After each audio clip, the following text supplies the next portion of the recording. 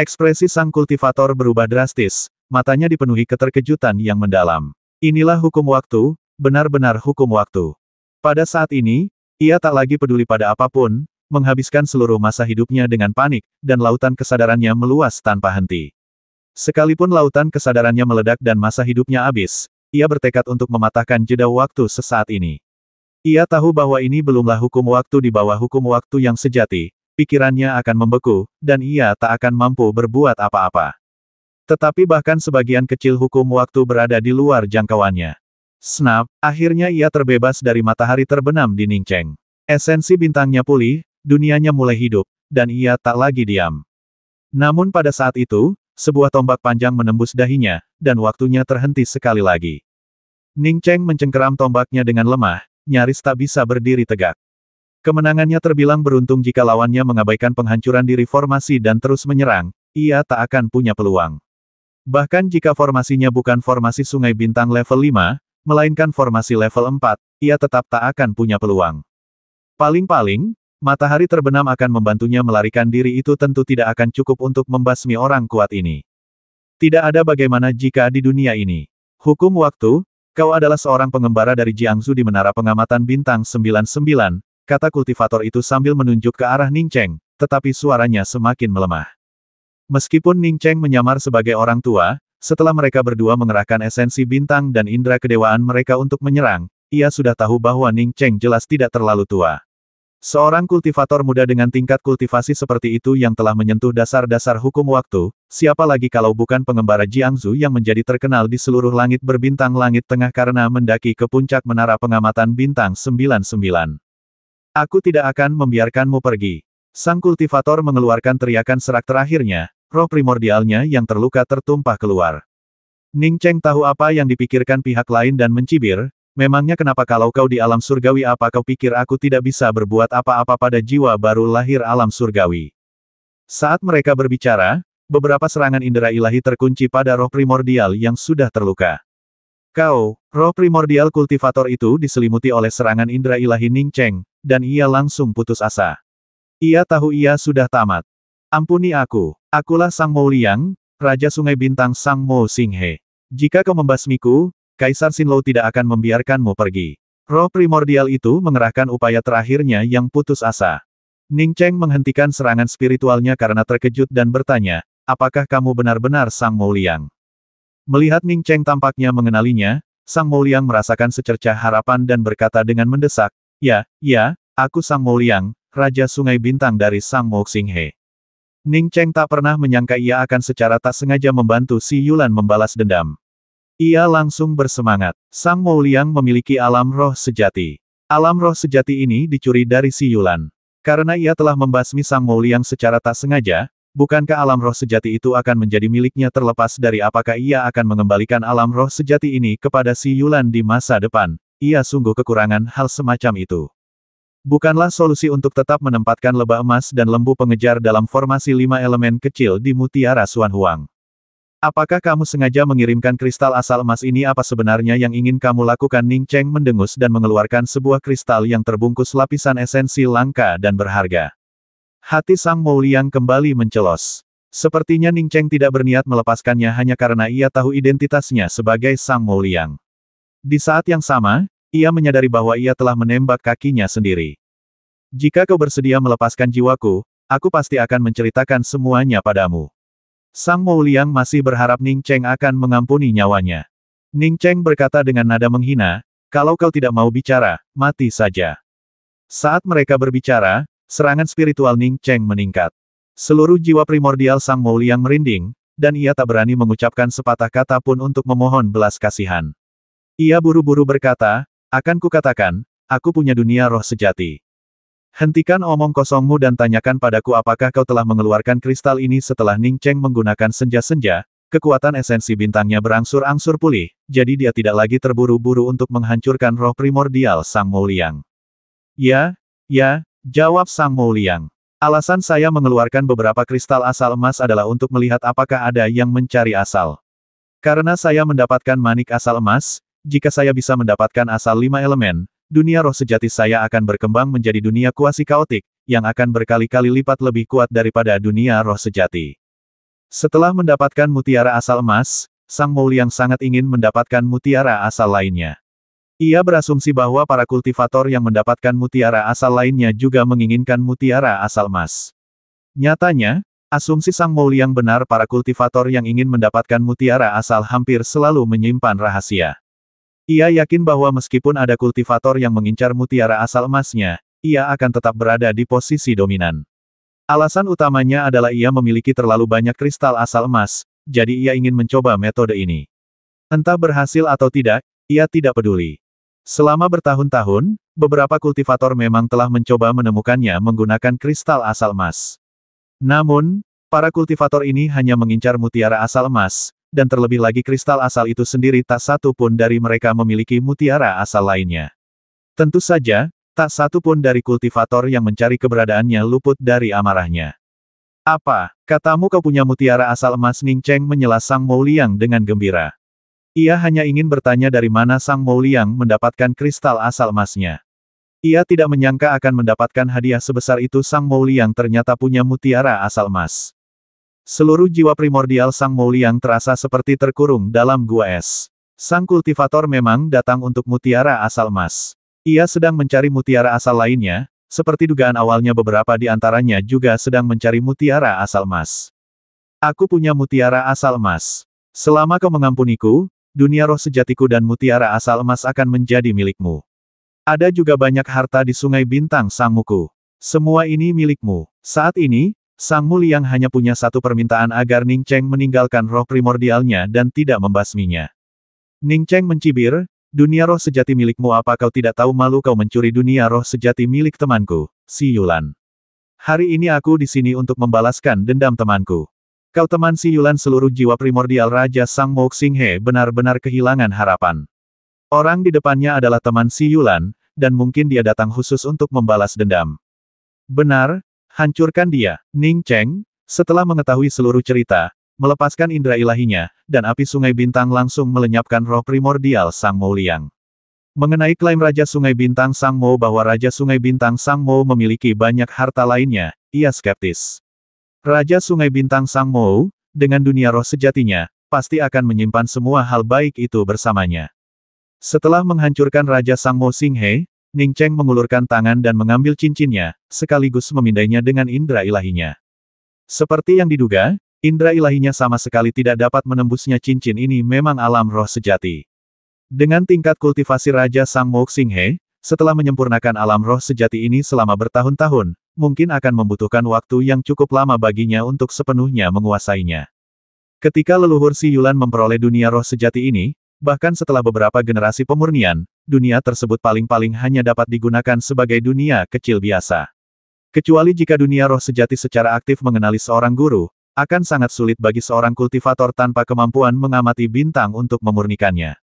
Ning Cheng tidak langsung mulai menyempurnakan dunia roh sejati ini. Ia telah membasmi Raja Sang Moxinghe. Tempat ini seharusnya aman. Sebelum ia pergi mencari mata air ilahi Purple Yin, ia harus tinggal di sini untuk berkultivasi sebentar, setidaknya sampai ia menghabiskan semua sumber daya kultivasi di sekitarnya.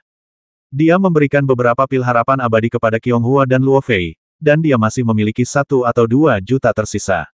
Dengan begitu banyak pil harapan abadi, ditambah energi cahaya bintang yang melimpah di sini, dia yakin bisa melangkah lebih jauh.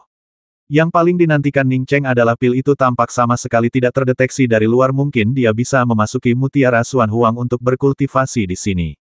2 bulan berlalu, dan Ning Cheng akhirnya selesai membaca buku tentang pembuatan senjata dasar yang diberikan Zhongli.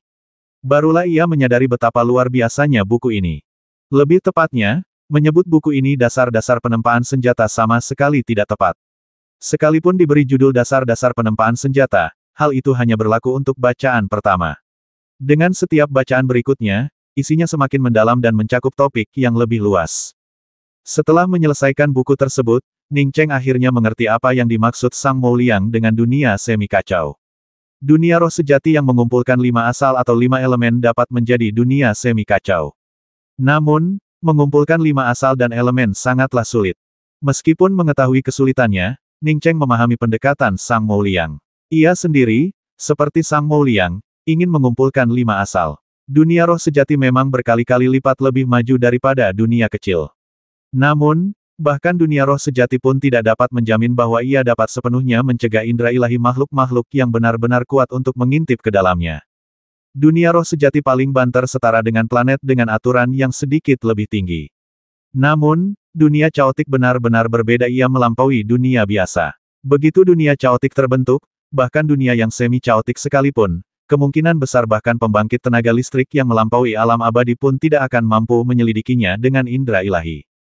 Mutiara Xuan Huang miliknya sendiri merupakan harta karun ciptaan. Setelah ia mengumpulkan kelima sumber, dunia ciptaannya sendiri akan terbentuk. Ini adalah eksistensi yang melampaui dunia kekacauan. Dengan keyakinan bahwa ia akan memiliki 4 sumber setelah mendapatkan mutiara sumber emas, harapan Ning Cheng semakin kuat. Mengumpulkan kelima sumber tampaknya hanya selangkah lagi baginya. Pengetahuan ini sangat bermanfaat bagi Ning Cheng. Yang lebih menggembirakannya lagi adalah ia mempelajari metode untuk meningkatkan sayap awan surgawi ke tingkat berikutnya, dan di akhir buku, ia melihat metode pembuatan dan bahan-bahan yang dibutuhkan untuk beberapa senjata sihir tingkat atas. Di antaranya adalah metode untuk menempa tombak ilahi penciptaan, yang membutuhkan pasir senja, ibu besi pembuka surga, dan air ilahi 5 elemen. Ning Cheng sangat gembira memiliki Twilight Sand, tetapi kegembiraannya lenyap sepenuhnya setelah melihat ibu besi surgawi. Buku ini menggambarkan ibu besi primordial sebagai besi murni pertama yang terbentuk dari kekacauan primordial di awal mula alam semesta. Kedengarannya seperti harta karun yang tak kalah berharganya dengan asal-usul 5 elemen. Di mana mungkin ia bisa mendapatkan benda seperti itu? Jika ibu besi surgawi mengecewakan Ning Cheng, maka air ilahi 5 elemen sepenuhnya menghilangkan idenya untuk menempa tombak.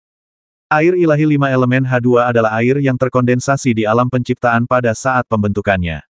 Secara logis, Ning Cheng, yang memiliki mutiara kuning mendalam penciptaan, seharusnya mampu menciptakan alam penciptaan itu sendiri. Jika alam penciptaan dapat terbentuk, maka air ilahi 5 elemen dapat diperoleh.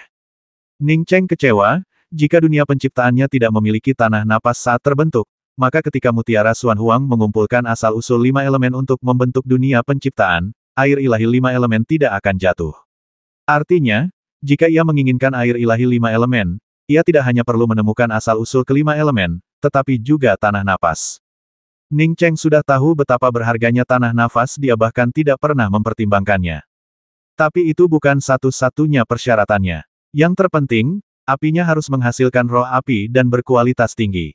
Kalau tidak, meskipun ia mengumpulkan semua elemen ini, ia tidak akan bisa menempa tombak dewa penciptaan. Setelah mengetahui betapa dahsyatnya tombak ilahi penciptaan, Ning Cheng berencana melebur tombak nirvana tanpa kepala itu begitu apinya menyala, lalu menambahkan pasir senja untuk menempanya menjadi senjata sihir panjang seperti tombak. Sedangkan untuk air ilahi 5 elemen dan tanah napas, ia memutuskan untuk melupakannya. Pada hari-hari berikutnya, Ning Cheng tidak meninggalkan tempat ini. Ia tinggal di gua yang penuh energi spiritual ini, mengeluarkan futon tempat ia bersembunyi saat mengejar lembu, dan mulai mengolah serta memurnikan alam roh sejati. Futon ini adalah artefak magis yang sangat bagus. Futon ini dapat secara aktif menyerap energi cahaya bintang di sekitarnya, memurnikannya, lalu menyimpannya. 3 bulan kemudian, Ning Cheng akhirnya menguasai cincin dunia roh sejati. Meskipun ia belum sepenuhnya menyempurnakan dunia roh sejati, ia kini dapat menyimpan dan mengambil barang-barang di dalamnya. Ketika Ning Cheng melihat berbagai hal di dunia roh sejati, dia tak kuasa menahan rasa kagumnya terhadap kekayaan Raja Sang Moxinghe. Berbagai material pemurnian bermutu tinggi dan herba langit berbintang bermutu tinggi menumpuk seperti gunung. Ia juga memiliki ratusan botol pil sungai bintang kelas 4 dan 5, yang sulit didapatkan orang lain. Namun, pil bintang di atas kelas 5 sangat sedikit, hanya segelintir. Yang paling menarik Ning Cheng bukanlah material-material ini, bukan pula herba dan pil ini, bukan pula kapal perang tingkat langit berbintang, melainkan sebuah kotak giok yang memancarkan aura metalik. Ning Cheng mengangkat tangannya dan mengambil kotak giok itu. Ia membuka kotak giok itu dan menemukan sebuah manik emas tergeletak di dalamnya, aura kemasannya terlihat jelas. Benar saja, itu adalah mutiara asal emas. Ning Cheng sangat gembira, meraih mutiara asal emas, dan langsung melemparkannya ke dalam mutiara Xuan Huang. Setelah mutiara asal emas dimasukkan ke dalam mutiara kuning mendalam mengalami perubahan lebih lanjut. Ning Cheng samar-samar merasakan bahwa lebih banyak aturan muncul entah dari mana di dalam mutiara kuning mendalamnya, membuat dunia di dalamnya semakin semarak, dan juga memperoleh sedikit energi emas. Ning Cheng menyesalkan bahwa mutiara kuning mendalamnya masih kekurangan energi pemberi kehidupan. Jika ia memiliki mutiara asal kayu, mungkin mutiara Xuan Huangnya akan mengalami transformasi yang drastis. Ning Cheng sangat menantikan wujud mutiara Xuan Huang ketika ia akhirnya mendapatkan mutiara asal kayu. Selain mutiara asal emas, yang paling membuat Ning Cheng senang adalah ia mendapatkan 1 juta pil harapan abadi lagi. Bagi seorang Raja Sungai Bintang di alam surgawi, memiliki 1 juta pil harapan abadi sudah sangat langka. Penting untuk diketahui bahwa pil harapan abadi sangat bermanfaat bagi kultivasi para ahli alam surgawi. Kebanyakan kultivator langit berbintang menggunakan pil harapan abadi yang mereka peroleh untuk kultivasi sangat sedikit yang berhasil mengumpulkan begitu banyak. Setelah mendapatkan begitu banyak pil harapan abadi, Ning Cheng memutuskan untuk memulai kultivasi terpencil. Aura di sini terisolasi, dan Ning Cheng merasa kini ia bisa berkultivasi di dalam mutiara kuning mendalam. Ia belum pernah berkultivasi di dalam mutiara kuning mendalam sebelumnya, namun kecepatan kultivasinya jauh melampaui kultivator biasa. Ia bertanya-tanya seberapa cepat ia akan berkultivasi di dalamnya. 3 bulan kemudian, Ning Cheng membuka matanya. Suara jernih dan kuat terpancar dari meridiannya, bagaikan sungai yang deras, tanpa suara asing. Rasa terkejut tak terlukiskan di hati Ning Cheng saat ini. Baru hari ini ia benar-benar memahami kekuatan luar biasa dari mutiara Xuan Huang. Berkultivasi di dalam mutiara Xuan Huang jauh lebih kuat daripada berkultivasi menggunakan asal Xuan Huang. Terlepas dari semua itu, berlatih di dalam mutiara Xuan Huang juga dapat memurnikan jiwa primordial dan tubuh fisiknya. Sekalipun tingkat kultivasinya tidak meningkat sama sekali, potensinya akan semakin besar karena berlatih di dalam mutiara Xuan Huang. Potensi kultivasi berkaitan dengan kekuatan akar spiritual dan kemampuan pemahaman seseorang. Ning Cheng sudah tahu bahwa mutiara Xuan Huang dapat memurnikan akar spiritual seseorang secara bertahap. Ia tidak hanya tahu bahwa mutiara Xuan Huang dapat memurnikan akar spiritual, tetapi juga dapat menumbuhkan akar spiritual lainnya.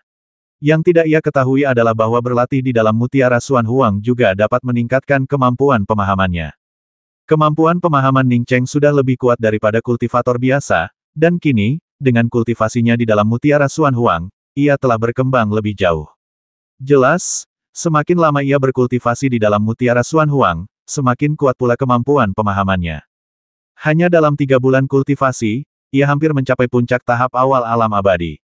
Dan ia masih memiliki lebih dari 1 juta pil harapan abadi yang belum digunakan. Sebagai seorang kultivator dari alam langit berbintang, Ning Cheng tentu tahu bahwa semakin tinggi level kultivasi seorang kultivator, semakin sulit untuk maju. Beralih dari baru memasuki alam abadi hingga mendekati puncak alam abadi awal hanya dalam 3 bulan merupakan pencapaian yang sangat langka. Tanpa sumber daya kultivasi yang memadai, banyak kultivator akan membutuhkan ribuan atau bahkan puluhan ribu tahun untuk menyelesaikan proses ini. Bahkan dengan pil harapan abadi dalam jumlah besar, proses penyerapannya pun masih membutuhkan waktu puluhan hingga ratusan tahun. Terlebih lagi, meskipun pil harapan abadi dalam jumlah besar, penyerapannya tidaklah terbatas, tubuh seseorang harus mampu mendukungnya, dan teknik kultivasinya harus mampu menyerapnya. Ning Cheng memiliki banyak pil harapan abadi dan pil terobosan. Tidak seperti yang lain, Xuan Huang Wuxiang miliknya memungkinkannya menyerap cahaya bintang dalam jumlah besar tanpa hambatan, terutama mengingat ia adalah seorang kultivator pemurnian tubuh. Faktor-faktor ini mungkin menjelaskan mengapa Ning Cheng berkembang dari tahap awal ke puncak tahap awal alam abadi begitu cepat. Namun, Ning Cheng yakin bahwa alasan utamanya adalah karena dia berkultivasi di dalam mutiara Xuan Huang. Kekuatan luar biasa mutiara Xuan Huang mendorong Ning Cheng untuk segera memutuskan untuk maju ke tahap tengah alam abadi. Dengan kecepatannya saat ini, ia seharusnya bisa maju ke tahap tengah alam abadi paling lama dalam sebulan. Tepat ketika Ning Cheng hendak melanjutkan kultivasinya yang terpencil, ia tiba-tiba merasakan roh primordialnya sedikit berkedut. Sejak mendapatkan mutiara Xuan Huang, Ning Cheng sangat berhati-hati. Kini, dengan roh primordialnya yang sedikit berkedut, seolah-olah dengan perasaan gelisah, ia segera muncul dari mutiara Xuan Huang. Begitu Ning Cheng melangkah keluar dari gua, dia menyadari adanya riak-riak kecil pada gerbang susunan ruang hampa yang dimasukinya. Seseorang sedang masuk. Ning Cheng baru saja memikirkan 4 kata itu ketika sesosok samar tampak hendak masuk. Dalam sekejap, Ning Cheng dengan panik bergegas menuju gerbang arai kehampaan lainnya, melangkah masuk tanpa berpikir 2 kali. Saat ia bergegas masuk, indera ilahinya mendeteksi seorang pria berwajah pucat memasuki area tersebut. Pria berwajah pucat itu tidak pergi kemanapun. Reaksinya tidak lebih lambat dari Ning Cheng. Hampir segera setelah ia masuk, ia bergegas menuju Ning Cheng, dan pada saat yang sama, sebuah tangan besar mencengkeramnya. Rasa takut akan kematian yang akan datang menyerbu Ning Cheng, yang mengerutkan bibirnya dan mempercepat langkahnya. Ketika rasa pusing itu kembali, Ning Cheng baru menyadari bahwa ia sedang diteleportasi. Begitu pusingnya mereda, Ning Cheng memanggil roda langit berbintang. Meskipun sayap awan langit dapat membawanya pergi dalam waktu sesingkat mungkin, Ning Cheng tahu bahwa kecepatannya seperti permainan anak-anak bagi kultivator berwajah pucat yang mengejarnya. Dia lebih suka membuang-buang waktu napas ini daripada tidak memanggil roda langit berbintang. Setelah roda langit berbintang dilepaskan, ia merobek kehampaan dan lenyap tanpa jejak hanya dalam satu tarikan napas, yang pasti lebih cepat daripada kecepatan teleportasi sayap awan surgawi. Meski begitu, tak lama setelah roda langit berbintang Ning Cheng melesat keluar, roda itu mulai bergetar hebat. Ning Cheng tersentak, menyadari bahwa getaran itu disebabkan oleh kultivator yang mengejarnya dengan tangan esensi bintangnya. Tangan esensi bintang lawan gagal menggenggam roda langit berbintangnya. Fluktuasi yang dihasilkannya saja sudah cukup untuk mengguncangnya. Tingkat kultivasi ini sungguh mengerikan. Ning Cheng tidak tahu tingkat kultivasi kultivator yang mengejarnya, tetapi ia yakin tidak akan lebih rendah dari menara penusuk jantung. Terlebih lagi, ia tidak memiliki kesan langsung tentang kekuatan menara penusuk jantung. Kesan langsung yang Ning Cheng miliki terhadap pria berwajah pucat ini adalah ia tidak memiliki kekuatan untuk melawannya. Mungkin jika dia melambat bahkan sepersekian detik, pihak lain bisa menangkapnya. Ning Cheng hampir tersambar roda langit berbintang, jadi bagaimana mungkin ia berani berlama-lama? Ia belum sepenuhnya menyempurnakan roda langit berbintang, jadi berlama-lama lebih lama lagi sama saja dengan mencari kematian. Terlebih lagi, ia masih bisa merasakan bahwa kultivator di belakangnya terus-menerus mengejarnya. Ning Cheng dengan panik mengendarai roda langit berbintang untuk melarikan diri, dan di saat yang sama, dia mengetahui mengapa kultivator berwajah pucat itu menemukannya. Mutiara Xuan Huang memang luar biasa, tetapi aura asal Xuan Huang hanya dapat disembunyikan jauh di dalam lautan kesadarannya. Sekali terekspos, bahkan di alam surgawi kecil yang terpencil sekalipun, auranya tidak dapat sepenuhnya disembunyikan. Hanya karena ia tidak dapat merasakan tanda-tanda indera ilahi dari alam surgawi kecil di dalam gerbang susunan kehampaan dari luar, bukan berarti orang lain juga tidak dapat merasakannya. Kultivator berwajah pucat yang mengejarnya pasti sedang mencarinya karena aura asal Xuan Huang. Ia menjadi sasaran saat pertama kali mengeluarkan mutiara Xuan Huang untuk berkultivasi. Pada titik ini, Ning Cheng tak peduli lagi arah. Ia hanya pergi kemanapun jalan terbuka. Ia memacu roda langit berbintang hingga batas maksimalnya, tak hanya membakar banyak pil harapan abadi untuk menyalakannya, tetapi juga dengan panik menambahkan esensi bintang ke dalamnya. Dengan kecepatan roda langit berbintang, indera kedewaan Ning Cheng hanya dapat menemukan rute yang relatif aman menembus langit berbintang. Meski begitu, roda langit berbintang terkadang ditabrak meteorit. Untungnya, roda langit berbintang sangat kuat ketika bertabrakan dengan meteorit, semuanya hancur berkeping-keping. Adapun binatang bintang, Ning Cheng tidak terlalu khawatir. Tidak peduli berapa banyak binatang bintang yang ada, mereka tidak dapat mengejar kecepatan roda bintang. Roda langit berbintang sesekali bertabrakan dengan meteorit, yang meskipun tidak memengaruhi roda itu sendiri, memperlambatnya. Sosok-sosok kuat yang mengejar di belakang juga perlu menghindari meteorit-meteorit ini. Efek pengimbang ini memungkinkan Ning Cheng untuk mempertahankan keunggulan tipisnya. Keunggulan tipis pun bisa melebar seiring waktu. Saat perasaan disalib mulai memudar, Ning Cheng merasa sedikit lega. Ini terjadi 6 bulan setelah ia terbang dengan kecepatan tertingginya. Lebih dari 1 juta pil harapan abadi tidak digunakan untuk penanaman, melainkan untuk dibakar, dengan tujuan mempercepat roda langit berbintang. Meski begitu, Ning Cheng tak berani berhenti. Perasaan itu, meski samar, masih ada. Jika ia berhenti, orang itu mungkin akan muncul di hadapannya dalam beberapa tarikan napas. Bahkan dengan laut kesadaran langit berbintang Ning Cheng yang kuat, ia tetap kelelahan setelah mengendarai roda langit berbintang dengan kecepatan penuh selama setengah tahun tanpa istirahat. Ia bahkan tidak tahu seberapa jauh ia telah menempuh perjalanan. Saat Ning Cheng menghitung berapa lama lagi ia bisa terbang, lapisan ke-50 pembatas roda langit berbintang terbuka. Lapisan pembatas ini telah disempurnakan secara otomatis oleh Ning Cheng setelah ia mengendalikan roda langit berbintang selama 6 bulan. Setelah lapisan ke-50 penghalang ditembus, kecepatan roda langit berbintang langsung meningkat drastis. Ning Cheng sangat gembira. Ia sempat khawatir tentang apa yang harus dilakukan ketika orang itu masih mengejarnya setelah pil harapan abadinya habis dan lautan kesadarannya habis. Ia tidak menyangka kultivasinya telah meningkat pesat, dengan indera kedewaan dan esensi bintangnya meningkat secara signifikan. Bahkan tanpa sengaja menyempurnakan roda langit berbintang, setelah mengendarainya terus-menerus selama setengah tahun, lapisan penghalang ke-50 akhirnya terbuka. Kecepatan roda langit berbintang meningkat. Ning Cheng akhirnya bisa tenang. Ini bukan hanya masalah peningkatan kecepatan roda langit berbintang melainkan, ia benar-benar lupa untuk menyempurnakannya saat melarikan diri. Meskipun Ning Cheng sekarang mengemudikan roda langit berbintang, hal itu tidak memengaruhi penyempurnaannya. Sebulan berlalu, dan Ning Cheng menyempurnakan roda langit berbintang hingga lapisan pembatasan ke-54. Pada titik ini, Ning Cheng tidak lagi terburu-buru. Kecepatan roda langit berbintang hampir 2 kali lipat dari sebelumnya. Jika orang itu masih bisa mengejar, orang itu akan menjadi monster yang terlalu mengerikan. Bermil-mil jauhnya di belakang Ning Cheng, di langit berbintang, seorang kultivator berwajah pucat berhenti dengan lesu, diam-diam memperhatikan ke arah Ning Cheng menghilang, matanya dipenuhi kebencian. Jika kecepatannya setara dengan kultivasi Ning Cheng, ia pasti sudah mengejar semut di depannya. Kesempatan itu hanya sedikit kurang sungguh disayangkan, gumam pria berwajah pucat itu dalam hati dengan penyesalan yang mendalam. Ia tahu betul mengapa mobil terbang di depannya tiba-tiba menambah kecepatannya. Ini jelas roda langit berbintang. Jika itu harta karun surgawi lainnya, bahkan kapal luar angkasa kelas atas sekalipun, dia pasti sudah menemukannya. Roda langit berbintang lahir di bintang giok abadi belum lama ini, dan dia tidak pernah menyangka akan menemukannya.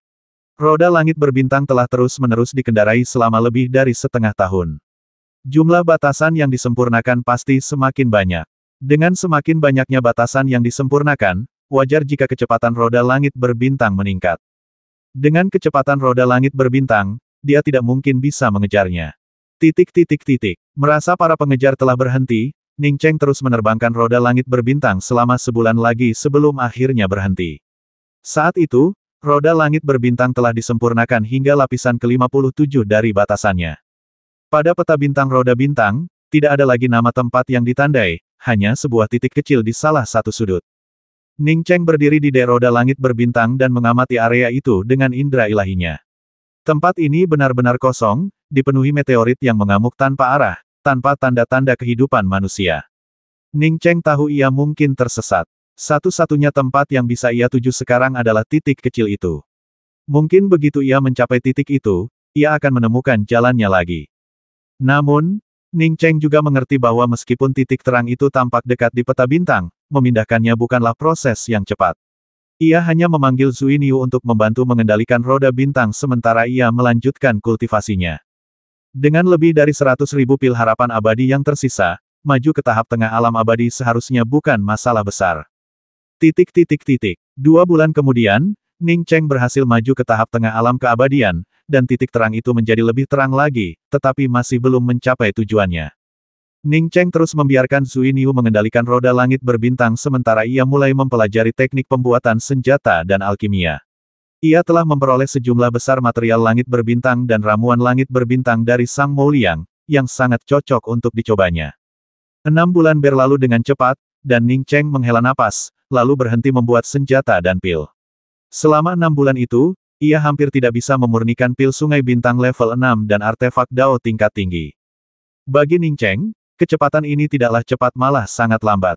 Ia sudah mampu menempa artefak Dao tingkat tinggi, tetapi baru belakangan ini ia semakin terbiasa. Ning Cheng tahu betul mengapa kemajuannya begitu pesat tingkat apinya terlalu rendah. Api sungai bintang memang bagus, tetapi apinya belum mencapai nirvana, bahkan tidak sebaik api nirvana biasa. Kemampuannya untuk memurnikan artefak Dao tingkat tinggi dan pil sungai bintang tingkat 6 dengan api yang belum mencapai nirvana sungguh luar biasa. Mengabaikan kejaran lembu itu, Ning Cheng bersiap melanjutkan penelitiannya tentang formasi, karena persyaratan untuk menumpuk api dalam formasi sangat rendah. Ia mampu membasmi Sang Mouliang saat itu sepenuhnya karena kemampuan formasinya telah meningkat jika tidak, ia pasti bukan tandingan Sang Mouliang. Tepat pada saat itu, terdengar suara orang mengejar lembu dari belakang tuan. Kita hampir sampai. Mendengar Zui Niu hampir tiba, Ning Cheng bergegas ke dek. Benar saja, sejumlah besar bayangan samar muncul dalam indera ilahinya. Tak hanya itu, beberapa artefak sihir terbang yang tersebar juga melintas dalam indera ilahinya. Zuiniu, pergilah ke alam roh sejati, aku akan melihatnya. Setelah menyapa Zuiniu dan mengirimnya ke alam roh sejati, Ning Cheng menyimpan roda langit berbintang dan mengeluarkan artefak Dao tingkat menengah, senjata sihir terbang. Artefak terbang itu terus terbang selama 1 jam sebelum Ning Cheng akhirnya melihatnya dengan jelas. Yang muncul di hadapannya adalah gugusan bintang hancur yang tak berujung. Bintang-bintang yang hancur itu adalah planet-planet yang hancur atau benua-benua bintang dengan aturan-aturan yang belum lengkap. Gugusan bintang yang hancur ini membentang tanpa batas, dan indera kedewaan Ning Cheng sama sekali tidak dapat mencapai kedalamannya. Ia hanya bisa melihat meteorit berterbangan di tengah gugusan bintang hancur yang tak terbatas, dengan langit berbintang dan kehampaan yang saling bertautan. Dalam jarak terbatas yang bisa dilihatnya, kehampaan runtuh yang tak terhitung jumlahnya dan bilah-bilah kehampaan saling bersilangan. Beberapa bintang yang hancur dan domain langit yang pecah yang membentuk gugusan bintang hancur yang luas itu saling terhubung, sementara yang lain diselingi oleh kehampaan. Saat Ning Cheng mendekat, ia mendapati area itu dipenuhi berbagai macam bilah kehampaan, rundewa kehampaan, dan pusaran air yang berputar-putar. Beberapa pecahan bintang masih dilalap api, sementara area di sekitarnya tertutup gunung es dan bentang alam bersalju. Seluruh gugusan bintang yang pecah memancarkan atmosfer yang gersang, lapuk, dan suram. Pemandangan yang pecah dan memilukan ini seakan memberitahu setiap kultivator yang datang ke sini bahwa semua bintang yang pecah di sini dulunya luar biasa gemilang, tetapi kini gemilang itu telah sirna, hanya menyisakan kesunyian. Di pinggiran gugusan bintang yang hancur ini, terdapat beberapa kapal luar angkasa dan pesawat ruang angkasa. Beberapa di antaranya ditandai dengan nama-nama pedagang, sementara yang lain hanya menampilkan tanda-tanda planet mana yang akan dikunjungi. Banyak kultivator bintang datang dan pergi ke sana, dan artefak sihir terbang Ning Cheng menyatu dengan kerumunan, tanpa disadari siapapun. Ning Cheng menyimpan senjata sihir terbangnya, menghentikan seorang kultivator pria dengan tingkat kultivasi jembatan bintang, menangkupkan tangannya, dan bertanya, "Teman, saya baru di sini dan belum tahu banyak tentang tempat ini. Saya ingin bertanya beberapa hal." Melihat bahwa kultivasi Ning Cheng tampaknya tidak lebih rendah darinya, kultivator pria itu segera berkata, "Ada serikat pedagang kuno yang sunyi di depan. Kau bisa pergi ke sana dan membeli beberapa slip giok yang memperkenalkan tanah terbengkalai kuno yang sunyi." Ning Cheng sudah melihat nama persekutuan pedagang desolate kuno digambarkan sebagai sebuah kapal luar angkasa. Baru sekarang ia menyadari bahwa nama serikat itu diambil dari nama tempat yang disebut tanah terlantar desolate kuno. Setelah berterima kasih kepada kultivator itu, Ning Cheng segera tiba di persekutuan pedagang desolate kuno. Kapal perang ini jelas milik sebuah serikat pedagang besar dan mapan di langit berbintang tidak hanya menampung gedung pedagang desolate kuno, tetapi juga berbagai penginapan, paviliun, toko artefak, dan bengkel alkimia lainnya. Ning Cheng memasuki gedung komersial kuno yang terpencil, di sana secara mengejutkan, terdapat cukup banyak orang yang tengah memilih berbagai barang. "Permisi, apakah Anda punya penjelasan lebih rinci tentang tanah tandus ini?" tanya Ning Cheng kepada seorang asisten toko. Penjaga toko langsung menjawab, "Tentu saja. Slip giok pengenalan Ancient Wastelen kami dari perusahaan perdagangan Ancient Wastelen adalah yang terlengkap di antara semua perusahaan dagang yang kami miliki saat ini. Selain itu, kami juga menjual slip giok peta Ancient Wastelen. Berapa harga slip giok yang berisi pengenalan paling detail tentang gurun kuno dan slip giok peta?" Ning Cheng mengangguk dan bertanya. Penjaga toko itu jelas telah mendengar Ning Cheng menanyakan pertanyaan ini berkali-kali sebelumnya, dan dia berkata tanpa pikir panjang, "Slip giok pengenalan yang paling rinci harganya 1 juta koin ungu, dan slip giok peta harganya 3 juta koin ungu." Ning Cheng tidak langsung menerima tawaran itu. 4 juta koin ungu bukanlah harga yang mahal baginya. Namun, kedua barang ini jelas sangat umum di sini, jadi ia tidak menyangka harganya akan setinggi itu. Seolah mengantisipasi keraguan Ning Cheng, penjaga toko segera menjelaskan, "Teman, slip giok kami yang memperkenalkan gurun tandus dan slip giok peta benar-benar sepadan dengan harganya. Hanya slip giok peta serikat pedagang kami yang menunjukkan beberapa titik keluar yang samar-samar." Ning Cheng terkejut. Tanpa berpikir panjang, ia menyela penjaga toko, "Maksudmu ada jalan keluar ke antarmuka lain di dalam desolate Wastelen?" "Tentu saja." Penjaga toko menatap Ning Cheng dengan sedikit bingung. Banyak kultivator yang datang ke sini tahu bahwa tanah terlantar kuno yang sunyi memiliki jaringan kompleks bidang-bidang yang saling bersilangan. Selama kalian menemukan tempat yang tepat, kalian dapat melintasi bidang-bidang tersebut langsung ke dunia lain. Tidak hanya itu, Saya juga mendengar bahwa ada beberapa tempat di mana bidang-bidang saling bersilangan di sini, tetapi tempat-tempat ini terlalu jauh, dan belum ada yang bisa menemukannya. Ning Cheng menarik napas dan langsung mengeluarkan 4 juta koin ungu, sambil berkata, saya akan membeli satu untuk setiap jenis slip giok. Terungkapnya Mutiara Xuan Huang bukanlah masalah kecil. Dia bisa melihat kultivator berwajah pucat itu, jadi bagaimana mungkin kultivator berwajah pucat itu tidak melihatnya? Kultivator berwajah pucat itu sedang mencarinya, dan menara penusuk hati mungkin akan mencurigainya cepat atau lambat. Zhongli Bai telah kembali dan mungkin juga sedang mencarinya. Lalu, ada penguasa suci Kaisar Suci tak terbatas.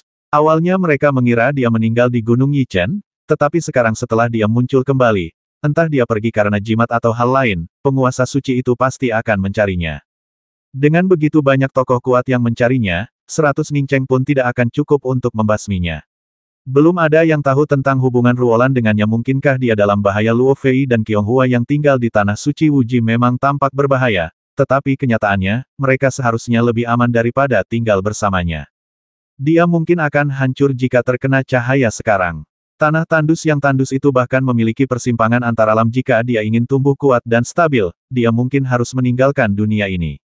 Chang Wei meninggalkan dunia ini saat itu, tetapi Ning Cheng tahu dia memiliki jimat pembuka surga. Saat ini ia dapat menjelajahi berbagai sistem bintang menggunakan roda bintang, tetapi menembus antarmuka masih sangat kecil kemungkinannya. Bahkan kembali ke benua Yixing pun tidak dapat ia lakukan saat ini. Ning Cheng langsung mengambil keputusan saat itu juga, sama seperti ia bisa segera kembali ke kota hitam tanpa akar dan membawa Qiong Hua bersamanya. Kini, jika ia ingin kembali ke tanah suci tanpa batas, ia harus melangkah lebih jauh lagi. Ketika penjaga toko mendengar Ning Cheng mengatakan ingin 2 keping giok, ia sangat gembira dan segera pergi mengambilnya. Saat itu, 2 kultivator berjalan melewati Ning Cheng, dan salah satu dari mereka berkata, Saudara Wei, beberapa hari yang lalu seseorang menemukan artefak semi-dewa dan rerun dewa gua yang bobrok di tanah terlantar kuno. Apakah itu dekat pusaran lumpur terbalik? Saya ingat Anda juga berada di daerah itu sekitar waktu itu. Ya, memang begitu tempatnya, tapi aku cukup jauh. Ketika kami keluar dari gua bobrok itu, lebih dari selusin orang bergegas untuk merebutnya, tetapi 7 di antaranya tersapu oleh pusaran lumpur terbalik. Kekuatanku terlalu lemah, jadi aku tidak naik, jawab seorang kultivator lain. Saat keduanya berbicara, mereka sudah berjalan melewati Ning Cheng. Penjaga toko sudah membawa 2 keping giok. Setelah membayar dengan koin ungu, Ning Cheng segera meninggalkan pos perdagangan desolate kuno. Ia belum tahu apa itu pusaran lumpur terbalik, tetapi ia yakin itu adalah sudut dari tanah terlantar desolate kuno.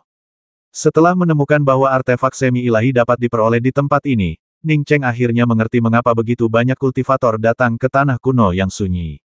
Pasti ada banyak gua kuno dan harta magis kuno di sini, dan para kultivator ini datang ke sini untuk mencari secercah peluang. Setengah jam kemudian, Ning Cheng tiba di tepi tanah terlantar kuno. Ia baru saja membaca slip giok pengantar tentang tanah terlantar kuno dan telah memperoleh sedikit pemahaman tentangnya. Tempat ini bukan hanya tempat bagi para kultivator untuk menyempurnakan tubuh mereka, tetapi juga tempat bagi mereka untuk mencari peluang dan harta karun. Sebuah harta karun spiritual tingkat tinggi telah muncul di tanah terlantar kuno yang sunyi, dan masih banyak lagi artefak suci, gua-gua, teknik kultivasi kuno, serta material langka dan berharga lainnya di tanah terlantar kuno yang sunyi. Selama bertahun-tahun yang tak terhitung jumlahnya, makhluk kuat yang tak terhitung jumlahnya telah menemukan kesempatan di sini. Demikian pula, banyak sekali pembudidaya yang telah tewas di sini selama bertahun-tahun. Batas luar gurun tandus ini sedikit lebih baik terlepas dari runtuhnya ruang hampa, bila-bila spasial, dan retakan ruang hampa, seseorang masih bisa menyelamatkan nyawanya jika berhati-hati. Begitu Anda memasuki kedalaman gurun tandus, hidup Anda tak lagi berada di tangan Anda sendiri. Di kedalaman gurun tandus, perpindahan spasial adalah hal biasa dan dapat terjadi kapan saja. Mengenai kerun dewa spasial, pembalikan spasial, dan badai salju yang dahsyat, ini hanyalah bahaya yang paling umum. Bahaya yang lebih mengerikan adalah kita tidak pernah tahu kapan planet yang hancur tempat kita berada bisa tiba-tiba meledak.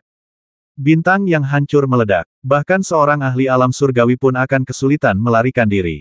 Lagi pula, ini bukan tempat biasa, bahaya mengintai di mana-mana. Kau mungkin baru saja lolos dari epicentrum ledakan seperti itu, hanya untuk mendapati dirimu berada di perpindahan spasial di langkah berikutnya. Sedangkan untuk pusaran lumpur terbalik, berdasarkan keterangan pada lembaran giok, tempat itu hanyalah tempat yang berbahaya, bagaikan tanah tandus dan terlantar di zaman dahulu kala.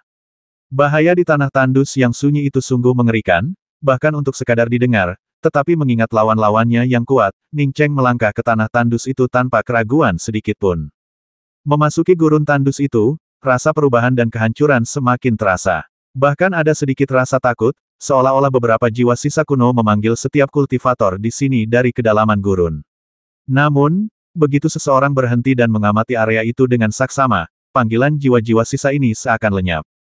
Ning Cheng yakin ini bukan imajinasinya. Sejak mendapatkan mutiara Xuan Huang, intuisinya menjadi jauh lebih kuat dari sebelumnya.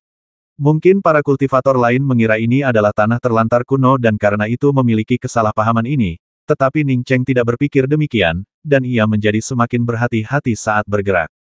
Ia tidak berhenti karena kekhawatiran ini. Betapapun menakutkannya roh primordial itu, ia tak kenal takut. Sebelum lautan kesadarannya mencapai nirwana, ia tak takut dirasuki. Kini setelah lautan kesadarannya mencapai nirwana, membentuk lautan kesadaran langit berbintang, apalagi yang perlu ia takuti bahkan jika jiwa purba yang tersisa mencoba merasukinya. Ning Cheng memilih tempat bernama Rawa Dewi Bulan.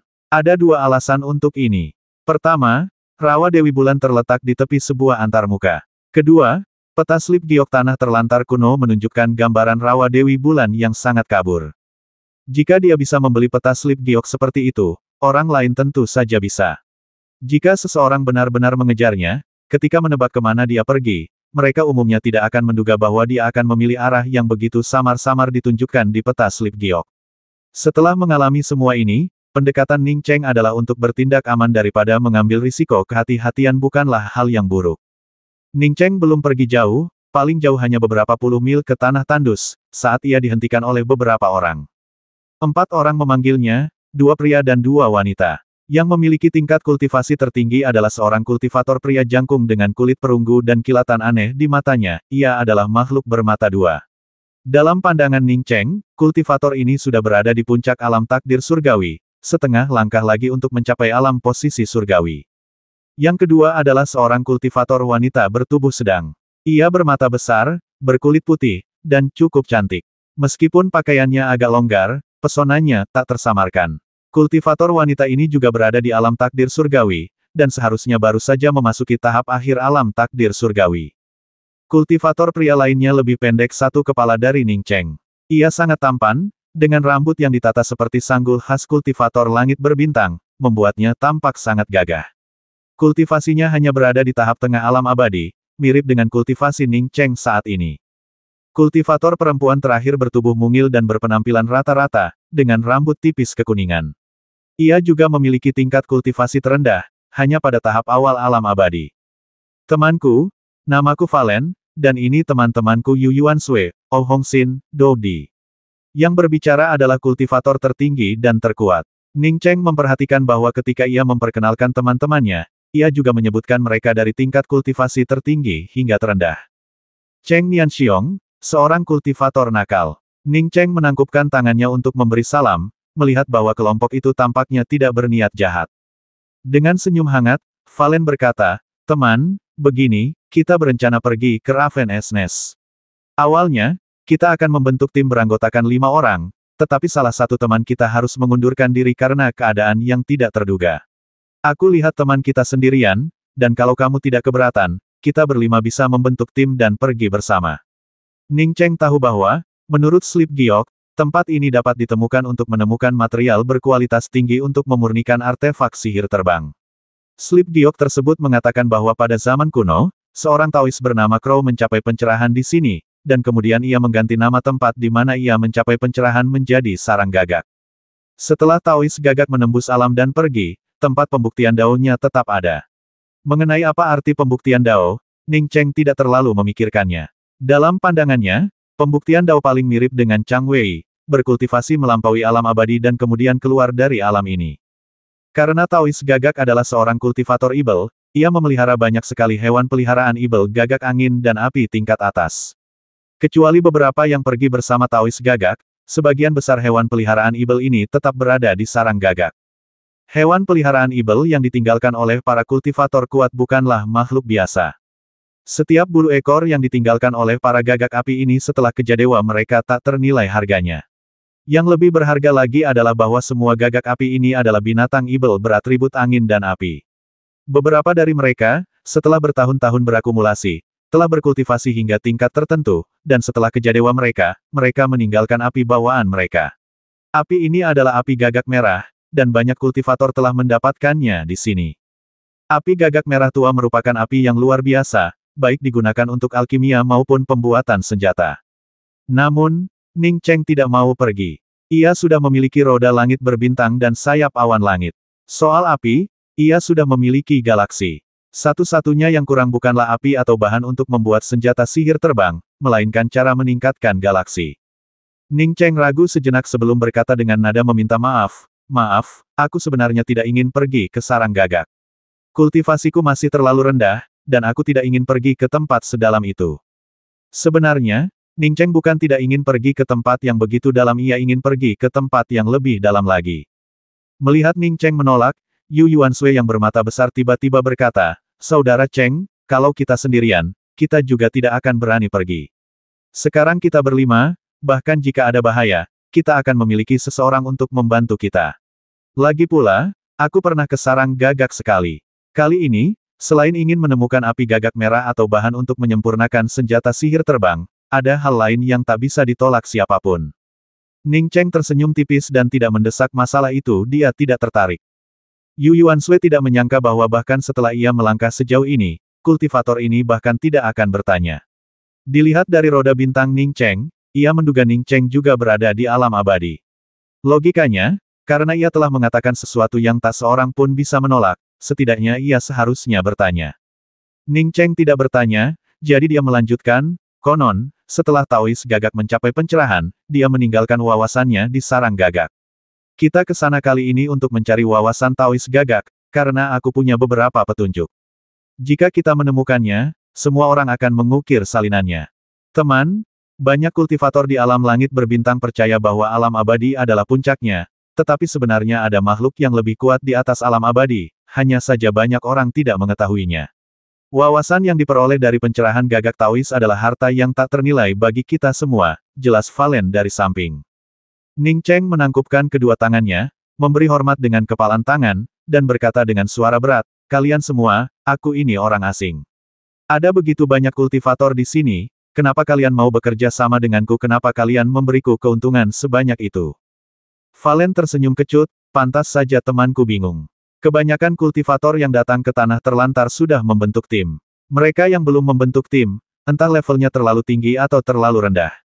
Kita semua berada di atas alam abadi, jadi kultivator dengan kultivasi tingkat rendah pasti tidak mau bergabung dengan kita. Kita juga tidak berani bergabung dengan para senior di alam surgawi. Sejujurnya, kami sudah meminta beberapa teman sebelumnya, tetapi tidak ada yang mau ikut. Ketika bertemu teman-teman, kami hanya bertanya dengan santai jika mereka benar-benar tidak setuju, kami harus pergi berempat. Sebenarnya, kami bukan satu-satunya yang pergi ke Crow's Nest untuk mencari pencerahan Taois, banyak yang lain juga pergi. Namun, kami yakin petunjuk kami sama baiknya dengan petunjuk mereka." Ning Cheng merasakan bahwa orang-orang ini benar-benar ingin mencari pasangan, dan melihat wawasan yang diperoleh dari pencerahan gagak Tao bukanlah ide yang buruk. Lagi pula, arah menuju sarang gagak pada dasarnya sama dengan arah yang ia rencanakan untuk menuju Rawa Dewi Bulan, dengan perbedaan yang tidak terlalu signifikan. Memikirkan hal ini, Ning Cheng mengangguk, "Karena teman-temanku sudah memberikan undangan yang begitu hangat, aku akan pergi dan melihat apakah aku bisa menemukan kesempatan." Mendengar persetujuan Ning Cheng, Valen dan Yu Yuanshui sangat senang. Mereka tidak hanya memperkenalkan dua orang lainnya, tetapi juga menjelaskan situasi Crow's Nest secara detail. Ou Hongxin dan Dou Di, mungkin karena tingkat kultivasi mereka yang lebih rendah, hanya menyapa Ning Cheng sebentar saat Valen memperkenalkan mereka dan sebagian besar tetap diam. Ning Cheng menggunakan artefak terbang kelas menengah, sementara yang lainnya memiliki kapal perang kelas Star River. Artefak terbang kelas menengah umumnya lebih berharga daripada kapal perang Star River kelas rendah, tetapi bahkan yang terlemah di antara mereka, Dou Di, menggunakan kapal perang Star River kelas menengah. Ini menunjukkan bahwa para kultivator ini, setelah bertahun-tahun menjelajahi gurun tandus, semuanya memiliki sumber daya yang melimpah. Rekan Taois, sungguh senjata ajaib yang hebat. Valen memuji senjata ajaib pesawat ruang angkasa Ning Cheng. Valen tidak sedang memuji meskipun pesawat ruang angkasa termasuk artefak sihir terbang yang paling mudah dibuat, harga artefak Dao tingkat menengah masih lebih tinggi daripada kapal luar angkasa tingkat menengah. Hal ini terutama karena kapal luar angkasa dapat diproduksi secara massal, sementara artefak Dao tingkat menengah hanya dapat dibuat oleh pemurni senjata tingkat atas. Keunggulan kapal perang dibandingkan artefak sihir terbang adalah kekuatan ofensifnya yang superior, dilengkapi beragam senjata berteknologi canggih. Namun, artefak sihir terbang yang baik lebih lincah daripada kapal perang.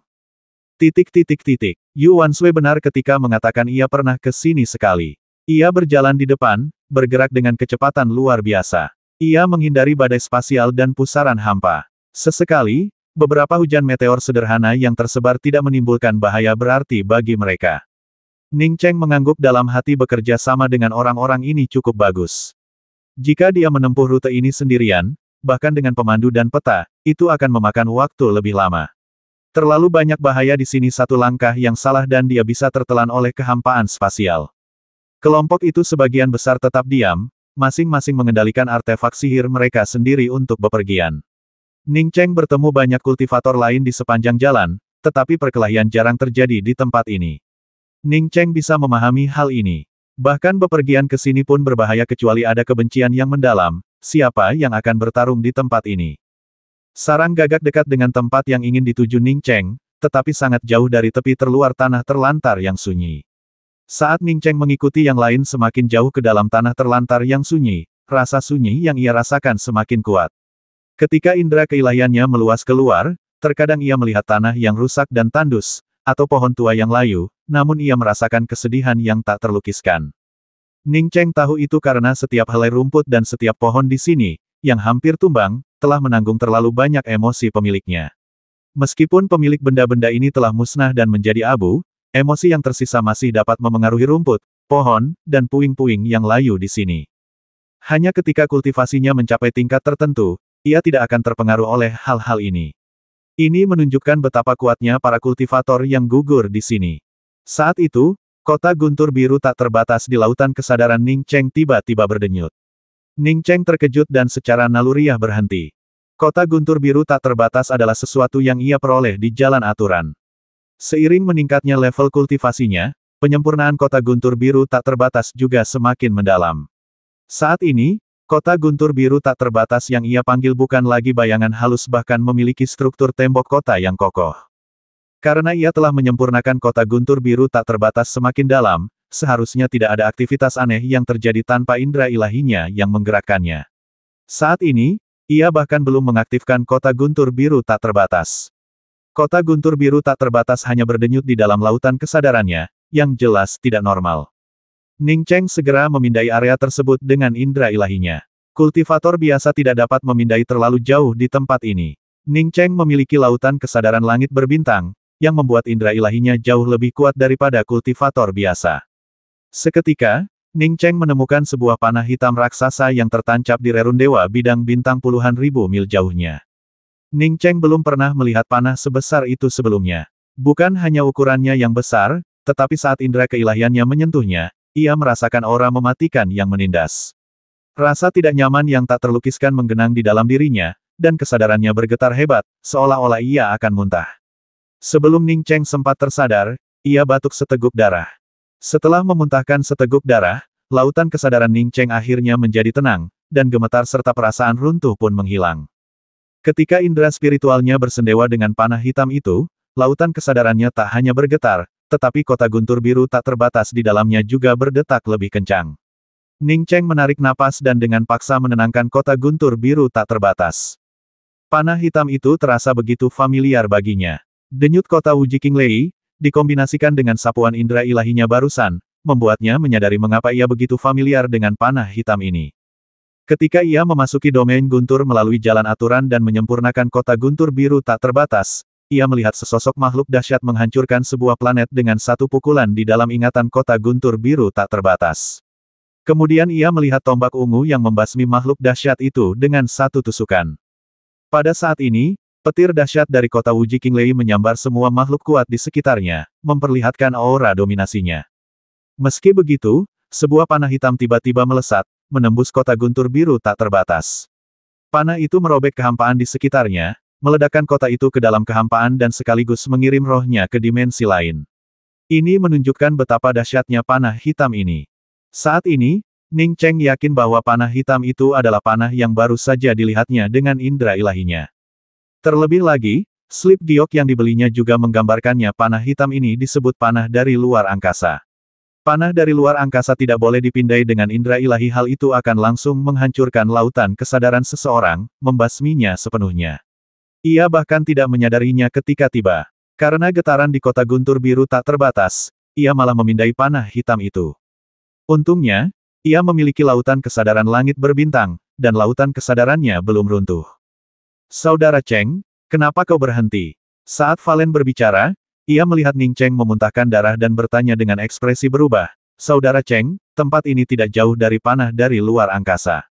Kau pasti tidak menggunakan indera kedewaanmu untuk memindainya. Kau tidak memindainya dengan indera kedewaanmu, kan?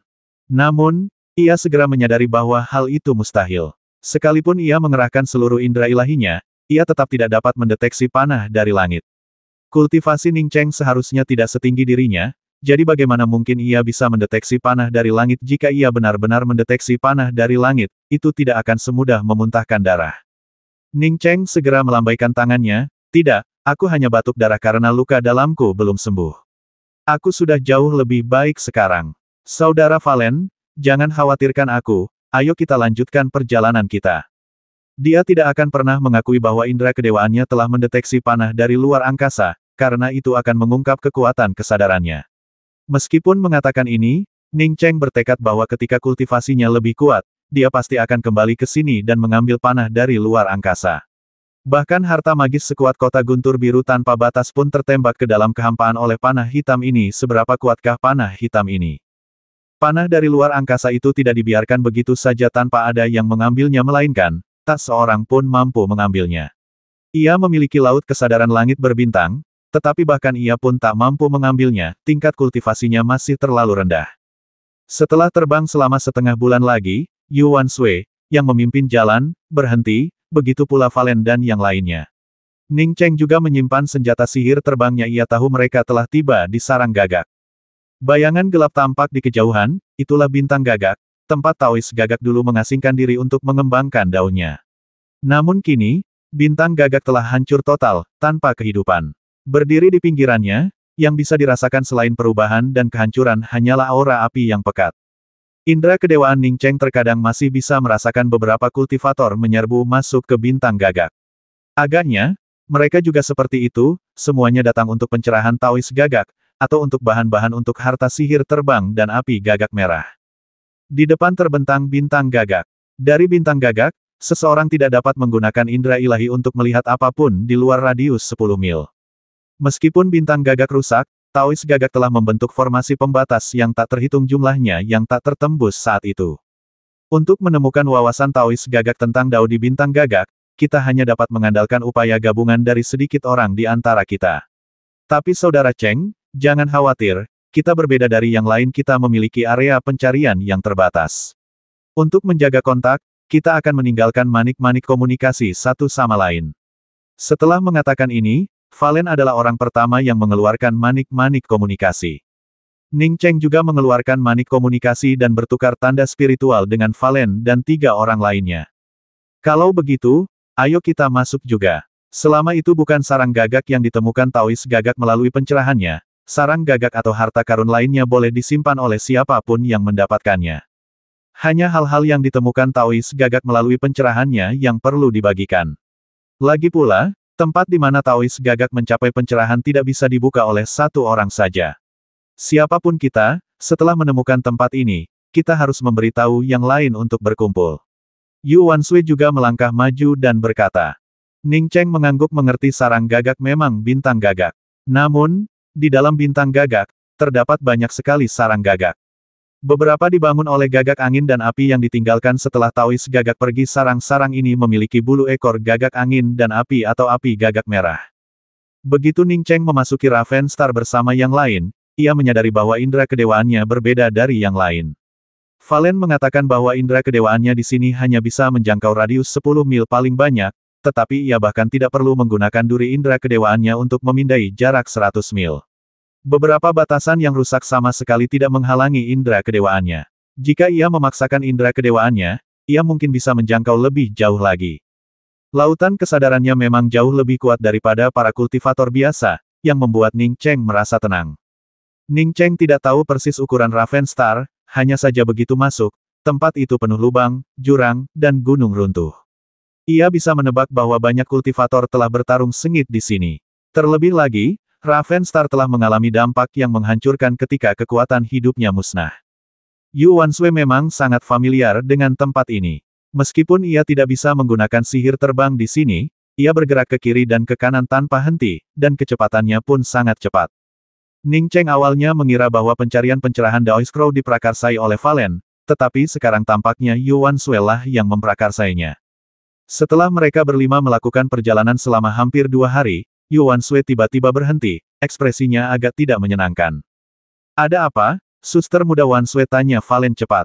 Yu Wanshui berkata kepada Ning Cheng dan yang lainnya dengan sedikit kesal, tempat yang kudengar adalah ngarai ini, dan sekarang sudah banyak orang yang datang, itu menunjukkan bahwa aku bukan satu-satunya yang mendapat berita itu.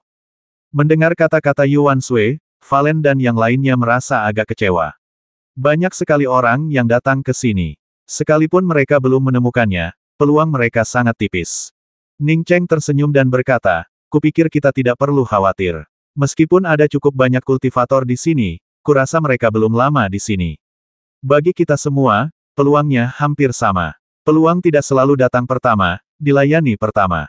Karena kita sudah di sini, sebaiknya kita masuk dan melihat-lihat bersama. Saudara Cheng benar, ngarai ini bercabang banyak, jadi mari kita masuk ke dalam ngarai untuk mencari. Harta karun seperti ini hanya bisa didapatkan secara kebetulan. Jika kau tidak punya kesempatan, meskipun harta karun itu ada di depanmu, kau mungkin tidak menyadarinya. Valen langsung menggemakan kata-kata Ning Cheng. Oke, kalau begitu sudah beres. Yu Wanshui adalah orang pertama yang bergegas masuk. Jelas, kata-kata Ning Cheng dan Valen berhasil. Harta karun membutuhkan kesempatan untuk didapatkan, tanpa kesempatan itu, apa gunanya bahkan jika kau berada tepat di depan harta karun itu. Ning Cheng juga memasuki ngarai. Ngarai ini cukup istimewa, semakin dalam Anda masuk, semakin lebar ngarainya. Dan semakin dalam Anda masuk, semakin banyak jalur bercabang di ngarai ini. Setelah memasuki kedalaman ngarai, Oh Hongxin adalah orang pertama yang memilih percabangan jalan, diikuti oleh Valen. Setelah maju selama setengah jam lagi, Yu Wanshui juga memilih percabangan di lembah. Pada akhirnya, hanya Doudi yang bertahan bersama Ning Cheng. Dari kelimanya, kultivasi Doudi adalah yang terendah, hanya di tahap awal alam abadi. Bahkan kultivasi sejati Ning Cheng lebih tinggi darinya. Setelah keduanya menjelajah lebih dalam ke lembah, Ning Cheng merasakan jejak air di salah satu lembah samping. Sejak mutiara Xuan Huangnya menyatu dengan mutiara asal air, persepsinya terhadap air menjadi lebih tajam daripada kultivator biasa. Sejak memasuki Raven Star, Ning Cheng belum pernah melihat setetes air pun, juga tidak pernah merasakan aura air. Sekarang setelah merasakan sedikit air, ia langsung ingin masuk dan melihatnya. Tepat ketika Ning Cheng hendak menyapa Doudi, Doudi tiba-tiba berhenti. Kakak Cheng, tolong berhenti. Ning Cheng sudah berencana untuk berhenti, tetapi ketika Doudi memanggilnya, dia langsung berhenti dan bertanya dengan bingung, Adik Do, apakah ada sesuatu yang kamu butuhkan? Doudi ragu sejenak sebelum berkata, Saudara Cheng, meskipun Anda bergabung dengan tim kami belakangan, saya rasa Anda lebih dapat dipercaya daripada Oh Hongxin. Awalnya, saya berencana untuk bekerja sama dengan Oh Hongxin, tetapi jika Saudara Cheng bersedia, saya telah memutuskan untuk bekerja sama dengan Anda. Bekerja sama dalam hal apa lagi pula? Bukankah kita sudah bekerja sama? Tanya Ning Cheng bingung. Doudi berkata terus terang, Saudara Cheng, saya tahu beberapa rahasia Taoist gagak. Awalnya, saya berencana untuk kembali sebentar lagi, tetapi karena tempat ini telah bocor dan banyak orang datang ke sini, saya harus bertindak lebih cepat. Jika Saudara Cheng bersumpah bahwa ia tidak memiliki motif tersembunyi, saya bersedia berbagi rahasia ini dan bekerja sama dengan Anda. Doudi bertubuh mungil dan berpenampilan biasa saja, dengan rambut tipis kekuningan ia tampak biasa saja. Ning Cheng tidak terlalu memperhatikannya sampai ia menyadarinya dan bahkan menggunakan indera ilahinya untuk menyelidikinya. Ning Cheng terkejut karena Doudi memiliki aura energi evil yang samar, sangat berbeda dari kultivator biasa. Namun, Aura ini sangat samar, Ning Cheng tidak akan menyadarinya kecuali ia secara aktif menggunakan indera ilahinya untuk menyelidikinya. Ning Cheng berkata dengan tenang, aku tidak akan pernah mengkhianati janjiku kepada siapapun yang bekerja sama denganku, selama mereka tidak berniat jahat terlebih dahulu. Namun, aku tidak pernah bersumpah untuk hal-hal seperti itu. Bukan masalah berani atau tidak, melainkan aku tidak mau bersumpah untuk hal-hal seperti itu. Jika kau percaya padaku, kita akan bekerja sama. Jika kau tidak percaya padaku, maka kita berpisah, dan aku akan segera memasuki lembah ini. Mendengar Ning Cheng menyebutkan memasuki lembah samping ini, sekilas keterkejutan melintas di mata Dou Di, tetapi segera lenyap. Ia kemudian berkata kepada Ning Cheng, Saudara Cheng, jika aku tidak percaya padamu, aku tidak akan mengatakan apa yang baru saja kukatakan. Tahukah kau apa kemampuan supernatural terkuat Taois Gagak? Seharusnya api, kata Ning Cheng ragu-ragu. Dalam benaknya, Taois Gagak awalnya adalah seorang kultivator ibel atribut api, dan bahkan bisa mengolah api tingkat atas. Wajar baginya untuk memiliki kemampuan ilahi berbasis api yang kuat. Dou Di mengangguk. Benar, kemampuan terkuat Taois ya memang sihir apinya, tapi tidak ada yang tahu jenis api apa yang dia gunakan. Bukankah itu Crimson Raven Fire? Tanya Ning Cheng ragu. Dou Di berkata dengan suara berat, tentu saja tidak. Meskipun Taois ya memiliki api gagak merah yang tak terhitung jumlahnya, api yang ia gunakan sendiri bukanlah api gagak merah, melainkan awan jaring surgawi. Tianluo Zunxia, ulang Ning Cheng dengan heran. Sejak membaca buku pemberian Zhongli Baiqi, ia bukan lagi seorang pemula dalam hal pengetahuan. Tianluo Zunxia adalah api tingkat atas, kedua setelah Sungai Bintangnya. Sungai Bintangnya awalnya bernama Sungai Bintang Merah Tua, peringkat kedua di seluruh alam semesta. Jika tidak memperhitungkan keberadaan yang pertama, apinya dapat dianggap sebagai eksistensi nomor satu. Di antara semua api di alam semesta yang luas, Tianluo Zunxia berada di peringkat kelima. Api ini sungguh luar biasa. Benar, itu Tianluo Zunxia. Setelah mendapatkan Tianluo Zunxia, Taois ya mencoba segala cara untuk membuatnya mencapai nirvana. Bahan terbaik untuk nirvana api tidak diragukan lagi adalah mutiara asal api, tetapi tidak ada yang akan berpikir untuk menggunakan mutiara asal api untuk nirvana. Taois ya berbeda dari orang biasa, dia bersikeras menggunakan hal-hal yang tidak bisa digunakan orang lain. Dia benar-benar menemukan mutiara asal api, dan kemudian... Perkataan Dou Di dipotong oleh Ning Cheng, apakah maksudmu jaring surgawi Taois ya, yang mulia Xia, menggunakan mutiara asal api untuk menjalani nirvana? Meskipun ia telah memperoleh mutiara asal api dan bahkan menggabungkannya dengan mutiara Xuan Huang, Ning Cheng masih ragu. Mungkinkah ada lebih dari satu mutiara asal api? Hal itu tidak masuk akal, karena ia tahu bahwa setiap mutiara asal itu unik. Biar ku selesaikan, lanjut Dou Di. Setelah mendapatkan mutiara asal api, Gagak Tao, agar apinya dapat mencapai nirvana dalam wujud terkuatnya, menciptakan kolam magma di inti sebuah planet dengan konsentrasi elemen api tertinggi. Ia kemudian memerintahkan mutiara asal api untuk menyerap dan melepaskan esensi api primordial di dalam kolam magma ini. Gagak Tao bermaksud agar Tianluo Zunxia mencapai nirvana di kolam esensi api primordial ini. Namun, pada saat itu, musuhnya menyerang. Setelah Gagak Tao bertempur hebat dengan musuhnya, planet yang berisi mutiara asal api juga tersapu ke dalam kehampaan akibat pertempuran mereka dan tidak dapat ditemukan lagi. Pada titik ini, Dou Di mendesah, nantinya, Taois Gagak hanya bisa menggunakan mutiara api embrio emas untuk menjalani nirvana di awan jaring surgawi yang mulia. Tempat yang akan kukunjungi adalah salah satu gua kediaman Taois Gagak, dan juga tempat ia menjalani api nirvana. Taois Gagak menemukan banyak mutiara api embrio emas saat itu, dan ia pasti masih memilikinya sekarang. Selama kau bersedia bekerja sama denganku, kita bisa membaginya menjadi dua, dan jika ada barang lain, kita juga bisa membaginya menjadi dua. Ning Cheng tidak menjawab pertanyaan Dou Di untuk waktu yang lama. Tentu saja dia tahu tentang mutiara api embrio emas itu adalah material bermutu tinggi untuk kelahiran kembali api. Namun, yang dipikirkannya sekarang bukanlah mutiara api embrio emas, melainkan kolam esensi api primordial tempat Taois Gagak menggunakan mutiara api primordial untuk menyerap dan melepaskan esensi api primordial. Ia hanya merasa menyesal ketidaktahuan bisa berakibat fatal.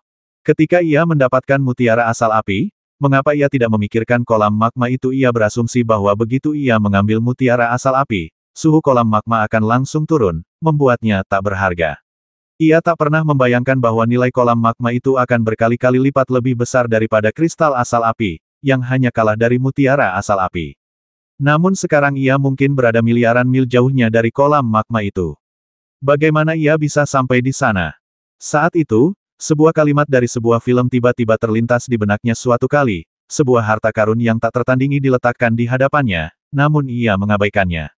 Jika ia punya kesempatan untuk melakukannya lagi. Akankah ada kesempatan lain? Kakak Cheng. Dodi memanggil dengan bingung ketika melihat Ning Cheng mengepalkan tangannya, mengerutkan kening, dan tampaknya masih mendesah. Aku setuju untuk bekerja sama. Kita akan membelah mutiara api embrio emas menjadi dua, kata Ning Cheng, agak tak berdaya, saat ia tersadar. Tanpa api nirvana dari kolam esensi api primal, mutiara api embrio emas sudah cukup. Jika Taoisya bisa menggunakannya, ia pun bisa. Dodi langsung berkata, oke, dari situlah kita masuk. Mematahkan formasi ini mungkin membutuhkan kerja sama kita berdua, aku tidak bisa menghancurkannya sendirian. Setelah selesai berbicara, dia pergi ke lembah samping terlebih dahulu, diikuti oleh Ning Cheng. Lembah samping ini adalah tempat di mana dia merasakan jejak air sebelumnya. Tak lama setelah mereka memasuki lembah samping, mereka melihat beberapa lembah samping lagi. Dodi dengan cepat memilih satu dan masuk, sementara Ning Cheng mengikuti dengan santai di belakang. Dia bisa merasakan bahwa percabangan jalan yang dipilih Dodi adalah tempat dengan aroma air yang paling kuat. Jika Dodi tidak mau bekerja sama dengannya, Ning Cheng mungkin akan mengambil rute ini sendiri. Lembah itu panjang dan sempit, dan semakin dalam, semakin sempit.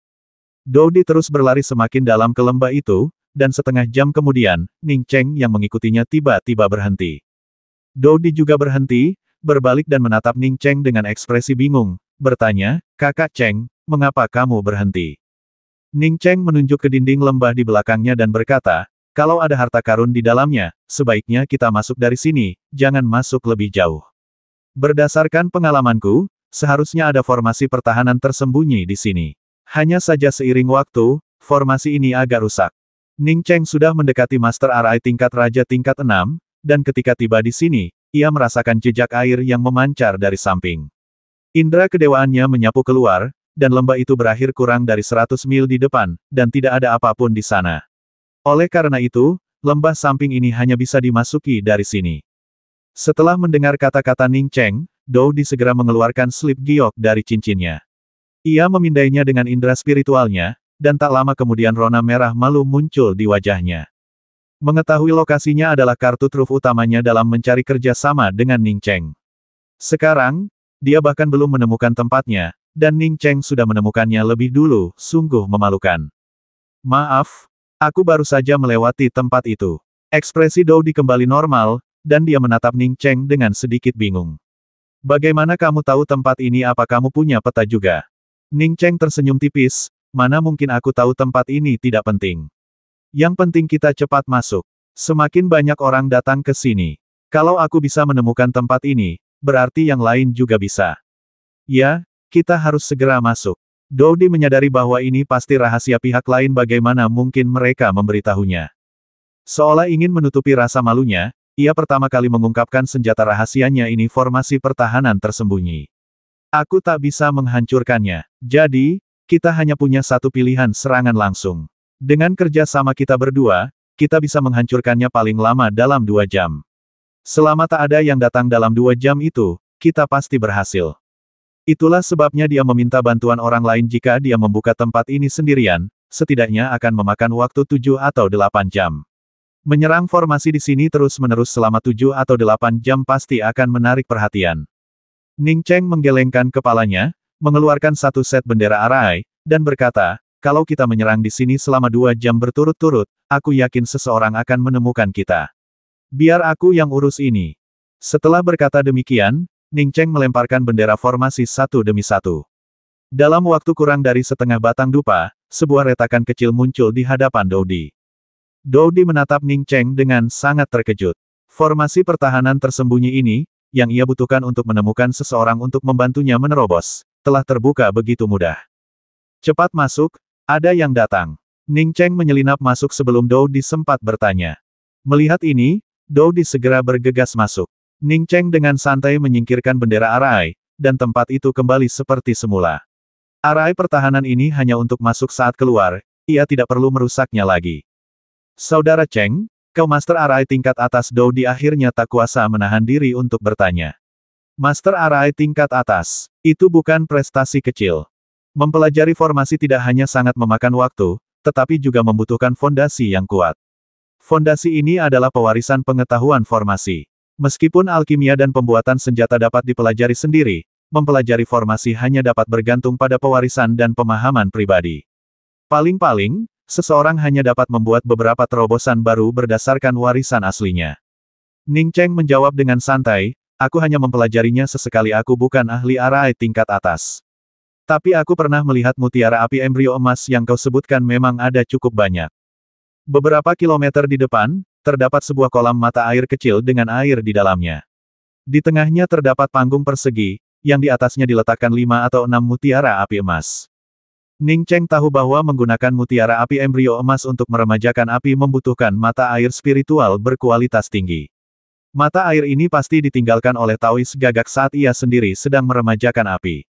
Fakta bahwa mata air ini, yang telah meremajakan api Taois Gagak dan tetap kering begitu lama, menunjukkan bahwa mata air ini memang luar biasa. Doudi segera bergegas, mengambil 2 mutiara api embrio emas, lalu menoleh ke Ning Cheng dan berkata, Saudara Cheng, usahamu untuk masuk ke sini jauh lebih besar daripada aku, jadi aku hanya butuh 2 mutiara api embrio emas. Sisanya milikmu. Aku hanya butuh sepertiga dari kolam mata air ini. Baginya, sepertiga kolam mata air ditambah 2 mutiara api emas sudah cukup untuk kelahirannya kembali yang berapi-api. Ning Cheng mengangkat tangannya untuk menyimpan 4 mutiara api embrio emas lainnya dan dengan santai berkata, aku tidak menginginkan kolam mata air lagi, kamu bisa membawanya. Ning Cheng telah mengamati mata air ini dengan saksama dan memastikan bahwa itu memang mata air spiritual. Jika api sungai bintangnya membutuhkan mutiara api embrio emas untuk nirvana, mata air ini tidak akan cukup. Lagi pula, ia masih bisa menemukan mata air spiritual lain seperti ini. Kalau begitu, terima kasih banyak, Saudara Cheng. Dengan gembira, Doudi segera mengambil semua mata air dari kolam. Ia samar-samar tahu bagaimana Ning Cheng menemukan tempat ini. Planet Ravenstar benar-benar gersang, tanpa setetes air pun. Penampakan air di sini pasti akan mengejutkan. Pihak lain pasti telah merasakan keberadaan air dan karenanya mencari mereka. Karena mereka dapat merasakan air, mereka pastilah seorang kultivator dengan akar spiritual berbasis air, dan sangat peka terhadapnya. Saat Doudi menyimpan barang-barangnya, indera kedewaan Ning Cheng sudah memindai area tersebut. Tempat ini memang hanya tempat Taois Gagak menjalani api nirvana, dan tidak ada barang lain di sana. Yang paling diinginkan Doudi bukanlah pencerahan atau kebangkitan spiritual, melainkan bagaimana mencapai kelahiran kembali seperti burung phoenix bagi apinya. Kini setelah memiliki benda itu, ia sungguh berterima kasih kepada Ning Cheng. Sebelum dia bisa mengucapkan terima kasih lagi, manik-manik komunikasi di tangannya dan Ning Cheng menyala pada saat yang sama. Ini kakak senior Valen dan kakak senior Yuan Sui. Mereka telah menemukan gua tempat Taois yang mencapai pencerahan. Ayo cepat ke sana. Doudi bergegas keluar sambil berbicara. Ning Cheng juga melihat pesan di manik komunikasi. Meskipun Yuan Sui telah menemukan gua Taois sejati, ada terlalu banyak orang di sana. Mereka tidak bisa menangani semuanya. Jika mereka ingin berbagi kue, mereka harus melibatkan beberapa orang. Melihat Doudi meninggalkan gua, Ning Cheng segera kembali ke tengah kolam, menyingkirkan panggung batu tempat mutiara api embrio emas diletakkan, dan melemparkannya ke dalam cincinnya. Indra kedewaannya menembus platform batu yang berlubang di tengahnya, berisi sebuah prasasti giok dan sebuah slip giok. Ning Cheng tidak tahu benda apa itu, tetapi karena Taois ia telah menempatkannya di dalam platform, benda-benda itu pasti bukan benda biasa. Awalnya, jika Doudi menemukannya, ia berencana untuk mengambilnya sendiri, sama seperti dirinya. Sekarang Doudi tidak menemukannya, ia tentu saja mengambilnya sendiri tanpa ragu-ragu. Ning Cheng hanya beberapa tarikan napas lebih lambat dari Doudi, dan Doudi tidak peduli. Bahkan, jika Ning Cheng mengambil platform batu tepat di depannya, Doudi tidak akan peduli. Mungkin dia tahu platform batu itu menyimpan rahasia, tapi memangnya kenapa dia sendiri yang memilihnya? Platform batu itu adalah sesuatu yang telah dia buang. Ning Cheng dan Doudi segera menemukan Yuan Sui dan yang lainnya. Dengan kedatangan mereka, tim mereka yang beranggotakan 5 orang kini lengkap. Namun, tim mereka bukanlah yang terkuat. Di aula batu kuno ini, lebih dari 30 orang telah berkumpul. Kelompok terkuat terdiri dari 6 orang, semuanya adalah kultivator alam takdir surgawi. Kelompok Ning Cheng hanya memiliki kekuatan rata-rata di sini, karena aula batu itu berisi banyak rak kosong. Dari rak-rak kosong ini, jelas bahwa barang-barang di dalamnya sudah lama diambil. Selain itu, di bagian paling belakang aula batu ini, terdapat dua pintu arai yang tertutup rapat. Orang-orang di sini belum pergi, jelas karena dua pintu arai yang belum dibuka ini. Saudara Cheng, saudari muda Dou, kalian sudah tiba. Disinilah Taoisya mencapai pencerahan. Namun, kekuatan kita agak lemah saat ini. Saudara senior Valen menderita beberapa luka ringan saat mencoba merebut harta milik Taoisya. Yu Wanshui menjelaskan dengan lembut saat Ning Cheng dan Dou Di mendekat. Melihat Ning Cheng sedang mengamati, Valen mentransmisikan suaranya dan berkata, cederaku disebabkan oleh tim beranggotakan 6 orang itu. Mereka semua berada di level takdir surgawi, dan kekuatan mereka jauh lebih unggul dari kita. Kita sebaiknya tidak melawan mereka secara langsung nanti. Saat ini, kita hanya bisa mengandalkan keberuntungan. Ketika ia menyebut mengambil semuanya secara kebetulan, nada Valen terdengar agak tak berdaya. Menemukan tempat ini sebelumnya adalah soal keberuntungan, tetapi sekarang setelah mereka benar-benar menemukannya, seharusnya ini adalah pertarungan kekuatan, bukan terus-menerus mengandalkan keberuntungan. Ia mengatakan ini karena ia tahu tim kecil mereka jauh lebih lemah daripada yang lain. Tuan-tuan, kita sudah lebih dari 30 orang di sini sekarang. Kalau ada yang berani memanggil teman-temannya, jangan salahkan aku, Masimen, karena bersikap tidak sopan. Seorang pria kekar dengan wajah penuh bekas luka melangkah maju. Saat ia berbicara, energi bintangnya begitu kuat hingga membuat gendang telinga semua orang sakit. Sambil berbicara, pria kekar itu menatap tajam Ning Cheng dan kelompoknya, jelas-jelas kesal karena Yu Wanshui memanggil Ning Cheng dan Dou Di. Namun, karena Ning Cheng dan Yu Wanshui memiliki kultivasi rata-rata, ia tidak menganggap mereka serius. Ini adalah seorang kultivator di puncak tahap takdir surgawi. Ning Cheng dapat melihat dari roda bintang di belakangnya bahwa orang ini jelas merupakan sosok yang kuat. Terlebih lagi, ia adalah bagian dari tim yang terdiri dari 6 kultivator takdir surgawi, bukan hanya ia sendiri yang kuat, tetapi timnya juga kuat. Saat ini, tidak ada yang berani mengatakan sepatah kata pun ketika ia melangkah maju untuk berbicara. Melihat tak seorang pun berani menolak, pria kekar berwajah penuh bekas luka itu mengangguk puas dan melanjutkan, karena kita sedang mencari harta karun, semuanya tergantung takdir. Ada 2 gerbang arai di sini, dan total kita ada 34 orang. Aku sarankan kita bentuk kelompok yang terdiri dari 17 orang dan pilih salah satu gerbang arai. Tapi aku peringatkan kalian sebelumnya, siapapun yang memilih gerbang arai hanya bisa memasuki gerbang itu. Sekalipun isinya tidak memuaskan kalian, kalian tidak boleh memasuki gerbang arai yang satunya, atau kami semua akan membasmi kalian. Ning Cheng mencibir dalam hati. Dia adalah master arai tingkat raja, mampu membentuk arai sungai bintang tingkat 6, dan juga memiliki serangan indera ilahi. Bagaimana mungkin dia tidak tahu trik pria besar ini dari 2 gerbang arai di sini, salah satunya pasti palsu.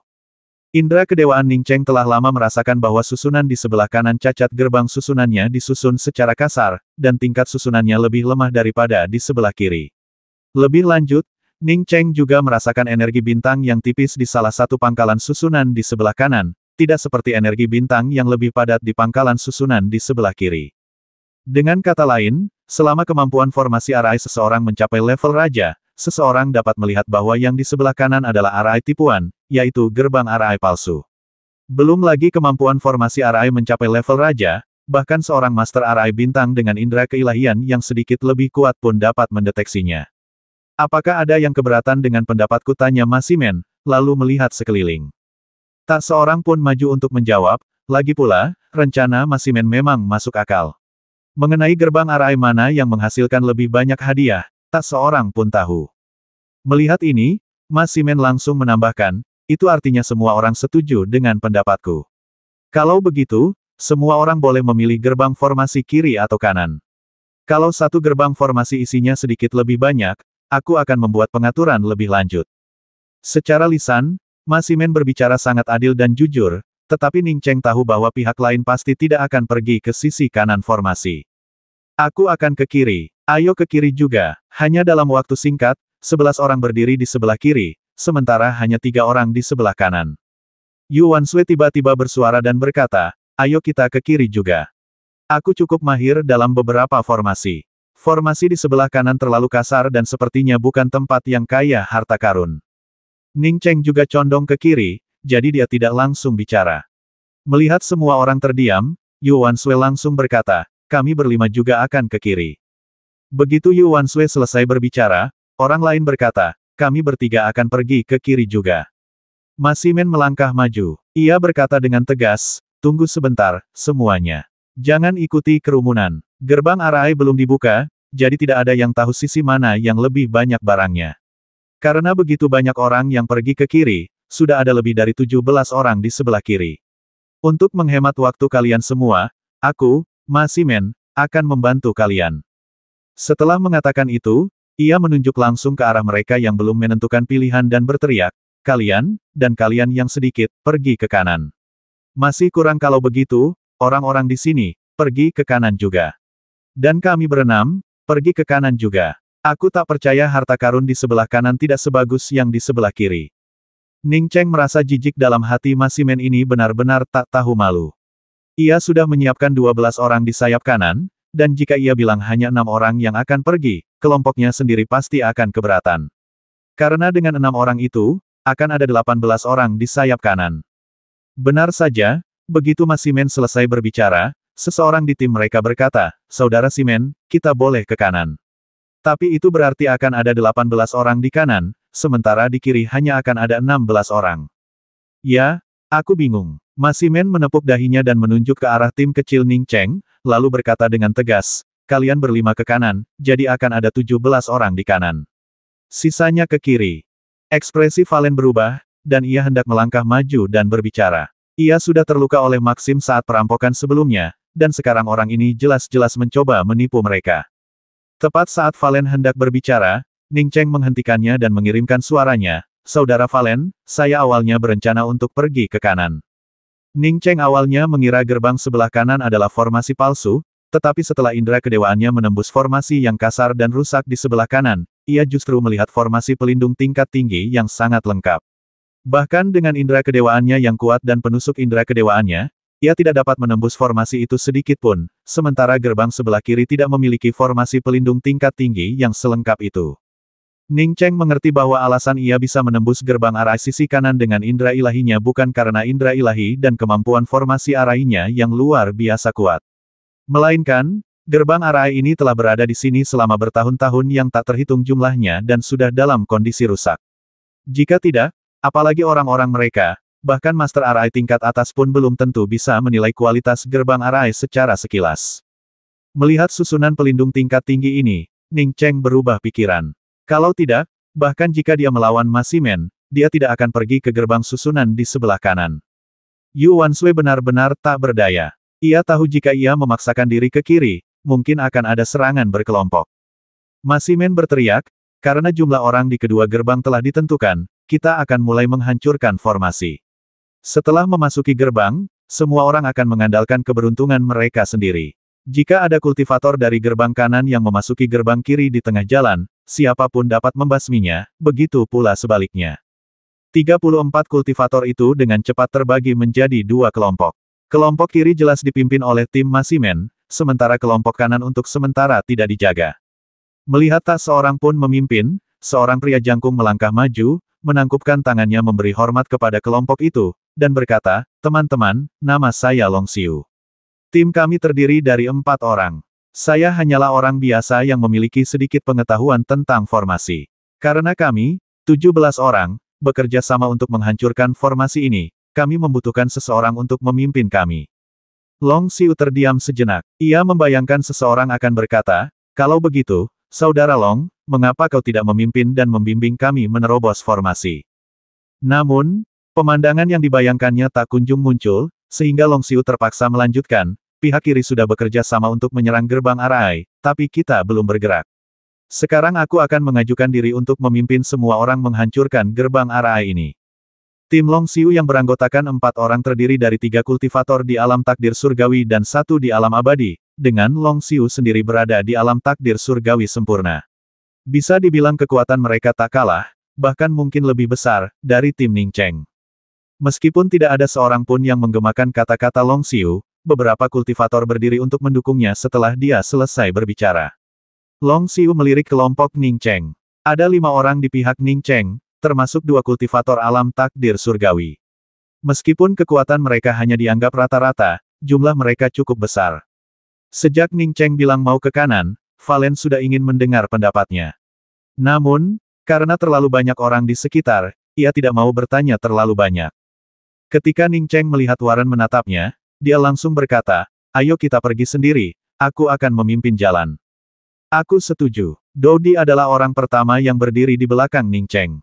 Yu Wanshui menatap Dou Di dengan curiga. Dou Di bukan hanya datang bersama Ning Cheng, tetapi ia juga tampak begitu mempercayainya. Rasanya agak aneh. Berdasarkan pemahamannya tentang Dou Di, ia jarang berbicara dan jarang mengungkapkan pendapatnya sendiri. Ia bertanya-tanya mengapa Dou Di begitu lugas dan langsung mendukung Cheng Nianxiong yang baru bergabung kali ini. Keraguan ini cepat berlalu, dan dia langsung berkata, "Saya setuju." Valen mengangguk tanpa keberatan, dan Oh Hong Sin, yang tertinggal, tidak mengatakan apa-apa lagi. "Apa maksudmu, teman kalau kau mau memimpin, aku tidak keberatan asalkan semua orang setuju." Long Xiu menatap Ning Cheng dan mengerutkan kening saat berbicara. Ning Cheng berkata dengan tenang, "Kita semua orang asing. Kita tidak perlu berkumpul. Gerbang Arai ada di depan kita. Siapapun yang masuk dan menemukan sesuatu akan menyimpannya. Mungkinkah setelah teman Long memimpin jalan, dia tidak menginginkan apa yang dia temukan dan memberikan semuanya kepada kita?" "Bagaimana mungkin hal seperti itu terjadi?" Long Xiu membalas dengan marah. "Kalau begitu, mari kita selesaikan masalah ini. Semua orang pergi sendiri." Setelah mengatakan itu, Ning Cheng langsung berjalan menuju gerbang Arai di sebelah kanan. Melihat Ning Cheng lewat, Warren, Yu Wanshui, dan yang lainnya segera mengikuti di belakang.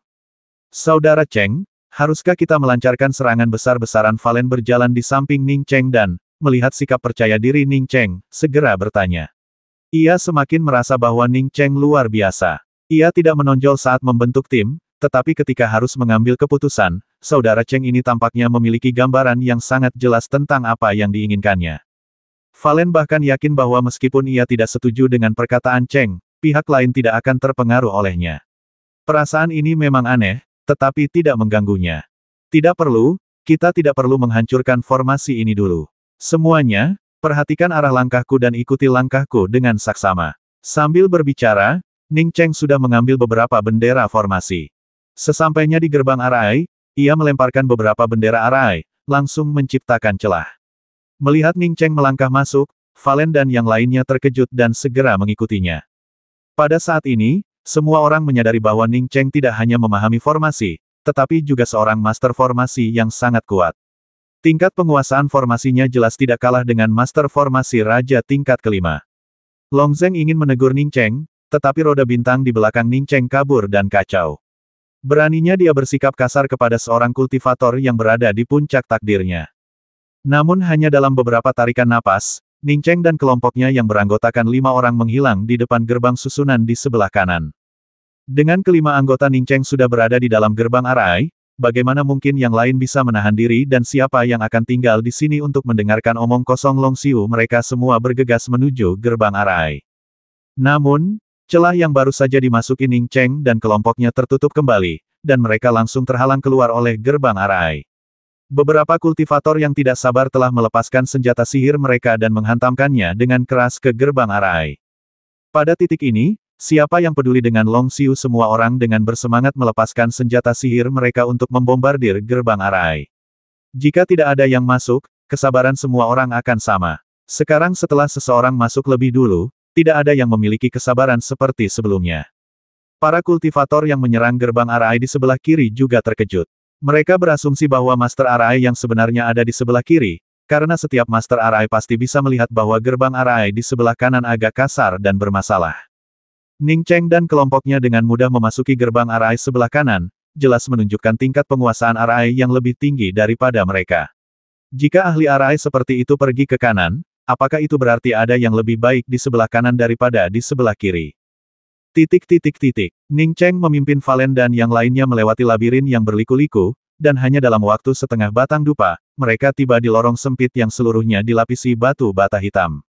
Bahkan saat berdiri di sana, mereka samar-samar bisa mendengar suara formasi serangan di luar. "Saudara Cheng, aku tak pernah menyangka kau begitu ahli dalam formasi. Kami sangat beruntung memilikimu sebagai rekan kami." Yu Wanshui tahu sedikit tentang formasi, dan ia bisa melihat bahwa ada formasi yang nyata dan besar di depan lorong itu. Valen juga terkejut. Meskipun Doudi sudah tahu bahwa Ning Cheng adalah ahli formasi arai, ia dipenuhi kekaguman saat ini. Ning Cheng menangkupkan tangannya, memberi hormat. Karena kita semua satu tim, kita harus berbagi keuntungan. Aku yakin yang lain bisa menembus formasi yang rusak itu dalam waktu singkat. Formasi di depan kitalah yang perlu kita tembus. Kalau tidak salah, gerbang formasi ini adalah pintu masuk sebenarnya ke harta karun itu. Gerbang di sebelah kiri adalah gerbang sekunder. Kalaupun ada sesuatu di dalamnya, itu terbatas. Valen mengepalkan tangannya dan berkata, Saudara Cheng, Anda ahli dalam formasi, dan kami akan mendengarkan Anda sekarang. Kami akan melakukan apapun yang Anda katakan. Begitu Valen berbicara, Yu Wanshui dan yang lainnya datang dan berkata mereka akan mendengarkan Ning Cheng. Mereka mendengar suara di luar semakin keras bahkan jika para kultivator di luar tidak mengerti formasi, mereka seharusnya bisa menghancurkan formasi dengan cepat dengan serangan seperti ini. Valen dan yang lainnya jelas khawatir sebelum mereka bisa menembus formasi di depan mereka, para kultivator di luar pasti sudah menyerbu masuk. Ning Cheng tanpa membuang kata dan langsung berkata, kalau begitu, aku tidak akan berbasa-basi. Semuanya, perhatikan di mana aku menjatuhkan bendera arai. Begitu aku menjatuhkan bendera arai, segera konsentrasikan serangan kalian. Meskipun formasi itu agak rusak, Ning Cheng tahu mustahil baginya untuk menembusnya dalam waktu singkat. Satu-satunya cara untuk memasuki formasi dengan cepat adalah dengan kekuatan kasar. Saat Ning Cheng menjatuhkan bendera formasinya satu persatu, kelima orang itu memusatkan senjata sihir mereka di tempat yang sama. Jika Ning Cheng sendirian, ia akan membutuhkan setidaknya setengah hari untuk meledakkan celah di formasi tersebut. Kini, dengan kelima orang itu menyerang secara bersamaan, mereka berhasil menciptakan celah hanya dalam waktu 1 jam lebih. Ning Cheng adalah orang pertama yang berlari masuk, berteriak, cepat masuk. Formasi ini bisa pulih secara otomatis akan segera pulih. Tanpa Ning Cheng perlu memanggilnya, yang lain sudah menyelinap masuk. Begitu Ning Cheng melewati gerbang formasi, ia merasakan aura energi bintang yang kaya. Energi bintang di sekelilingnya hampir sama kuatnya dengan saat ia berkultivasi dengan pil harapan abadi. Satu-satunya perbedaan adalah energi bintang di sini tidak semurni pil harapan abadi. Di hadapannya terbentang jalan batu hitam, dengan banyak rumah di kedua sisinya. Ning Cheng dengan santai menyapukan indera kedewaannya ke beberapa rumah, dan menemukan bahwa hampir semuanya memiliki sesuatu. Bukan bulu ekor gagak api, melainkan beberapa artefak Tao dan harta magis. Ada juga beberapa material berelemen api. Bahkan ada beberapa rumah dengan api gagak merah. Valen dan rekan-rekannya terkesiap kaget. Terlalu banyak harta karun di dalamnya. Namun, mereka semua mengalihkan pandangan ke Ning Cheng, tahu mereka takkan bisa masuk tanpanya. Ning Cheng mengangguk dalam hati. Jika orang-orang ini datang dan mulai mengambil tanpa pandang bulu, ia pasti akan mengambil yang terbanyak. Dengan indera dan kemampuan ilahinya, ia bisa memilih barang terbaik dalam waktu sesingkat-singkatnya. Akan tetapi, meskipun ada semangat dan semangat di mata mereka, orang-orang ini tidak kehilangan akal dan mencari pendapat seorang kultivator abadi. Saudara Cheng, kau membawa semua orang ke sini. Kukatakan lagi, apapun yang kau katakan, kami akan lakukan. Valen yang pertama berbicara, tidak mengabaikan perasaan Ning Cheng hanya karena kultivasi Ning Cheng yang lebih rendah. Ning Cheng mengangguk. Gerbang arai di sebelah kiri jelas palsu. Para kultivator di sebelah kiri itu memang membuatnya terdengar mengesankan, tapi begitu mereka masuk dan tidak mendapatkan apapun, mereka pasti akan datang ke sini untuk merebutnya. Jadi, ayo kita rebut apa yang ada di sini secepat mungkin. Semuanya, bertindaklah sendiri. Siapapun yang mendapatkannya, ambillah. Bagus. Kelompok itu cukup puas dengan kata-kata Ning Cheng, merasa bahwa kultivator yang bekerja sama dengan mereka untuk sementara waktu ini sangat murah hati. Warren dan kelompoknya dengan cepat memilih target mereka dan bergegas menuju mereka, dengan cepat memasuki ruangan yang telah mereka pilih. Namun, Ning Cheng tidak memasuki satu pun ruangan tersebut, melainkan menghilang di kejauhan di sepanjang jalan batu hitam. Ada juga batasan indera ilahi di sini. Valen dan yang lainnya hanya bisa memindai kurang dari 1 kilometer jauhnya dengan indera ilahi mereka, sementara indera ilahi Ning Cheng langsung melihat ujung jalan batu hitam ini. Di ujung jalan hitam ini, juga terdapat sebuah pintu besar. Pintu lipat berbentuk kipas itu jauh lebih tebal dan berat daripada pintu-pintu kamar di sebelahnya, memancarkan aura kuno dan lapuk. Ning Cheng yakin bahwa harta karun yang sesungguhnya ada di dalam pintu ini. Jika Warren dan rekan-rekannya ingin menyimpan sesuatu untuk diri mereka sendiri, Ning Cheng tidak akan ragu untuk mengosongkan sebagian besar ruang depan, dan ia juga tidak akan menyerahkan barang-barang di aula di ujung. Karena Warren dan yang lainnya sangat setia, Ning Cheng hanya memberikan ruang luar kepada mereka berempat dan pergi ke pintu paling dalam sendiri. Berdiri di gerbang, Ning Cheng langsung tahu bahwa ia tidak bisa membukanya dengan kemampuannya sendiri. Kecuali ia memiliki kekuatan untuk menghancurkan sebuah planet. Kalaupun ia punya, ia mungkin tidak bisa mendapatkan isinya secara utuh. Susunan pelindung gerbang ini berada di luar jangkauan sesuatu yang mudah dipatahkan, dan susunannya tetap utuh. Terlebih lagi, gerbang itu terbuat dari bahan yang tidak pernah dikenali Ning Cheng. Namun, di salah satu sudut gerbang ini, terdapat sebuah titik bertahtakan plakat giok. Agaknya, inilah kunci untuk membuka gerbang ini. Ning Cheng mengangkat tangannya dan mengeluarkan platform batu yang telah ia kumpulkan sebelumnya. Dengan getaran tangannya, platform batu itu hancur berkeping-keping, dan sebuah slip giok serta sebuah tablet giok jatuh ke tangan Ning Cheng. Ning Cheng mengamati slip giok itu dengan indera ilahinya, dan tampaknya slip itu berisi metode kelahiran kembali melalui api. Ning Cheng tidak menghiraukannya, melemparkan slip giok itu ke dalam cincinnya, dan sekaligus menyematkan liontin giok itu ke dalam alur pintu. Ning Cheng tidak yakin apakah liontin giok itu kunci untuk membuka pintu. Namun, setelah ia memasangnya, pintu berderit dan berderit, lalu terdengar suara retakan perlahan. Ning Cheng tahu ia telah melakukan hal yang benar. Ini memang token giok yang membuka gerbang. Ning Cheng mengulurkan tangan dan meraih token yang jatuh itu, lalu menyelinap masuk. Setelah Ning Cheng masuk, gerbang perlahan tertutup kembali. Yang terlihat adalah sebuah aula besar, dengan kolam pil raksasa di tengahnya. Ning Cheng sangat familiar dengan kolam pil semacam ini, ia pernah melihat kolam serupa di Time Wasteland. Saat itu, kolam itu penuh dengan pil harapan abadi, dan ia mendapatkan hampir setengahnya. Namun, kolam pil ini beberapa kali lebih besar daripada yang ada di Time Wasteland. Sayangnya, kolam pil itu kering, dan tidak ada satupun pil di dalamnya. Melewati kolam alkimia, terdapat sebuah altar. Ning Cheng berjalan ke altar dan melihat sebaris kata di atasnya, mereka yang ingin mewarisi jubahku harus menjadi murid Sekte Ibel. Persembahkan darahmu sebagai kurban. Jika kalian diakui, kalian akan menerima jubahku. Jika tidak, kalian semua akan binasa.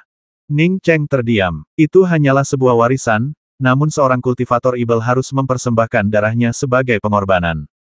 Ia tak punya pilihan selain memanggil Zui Niu dan menunjuk ke altar, berkata, Zui Niu, kesempatanmu telah tiba.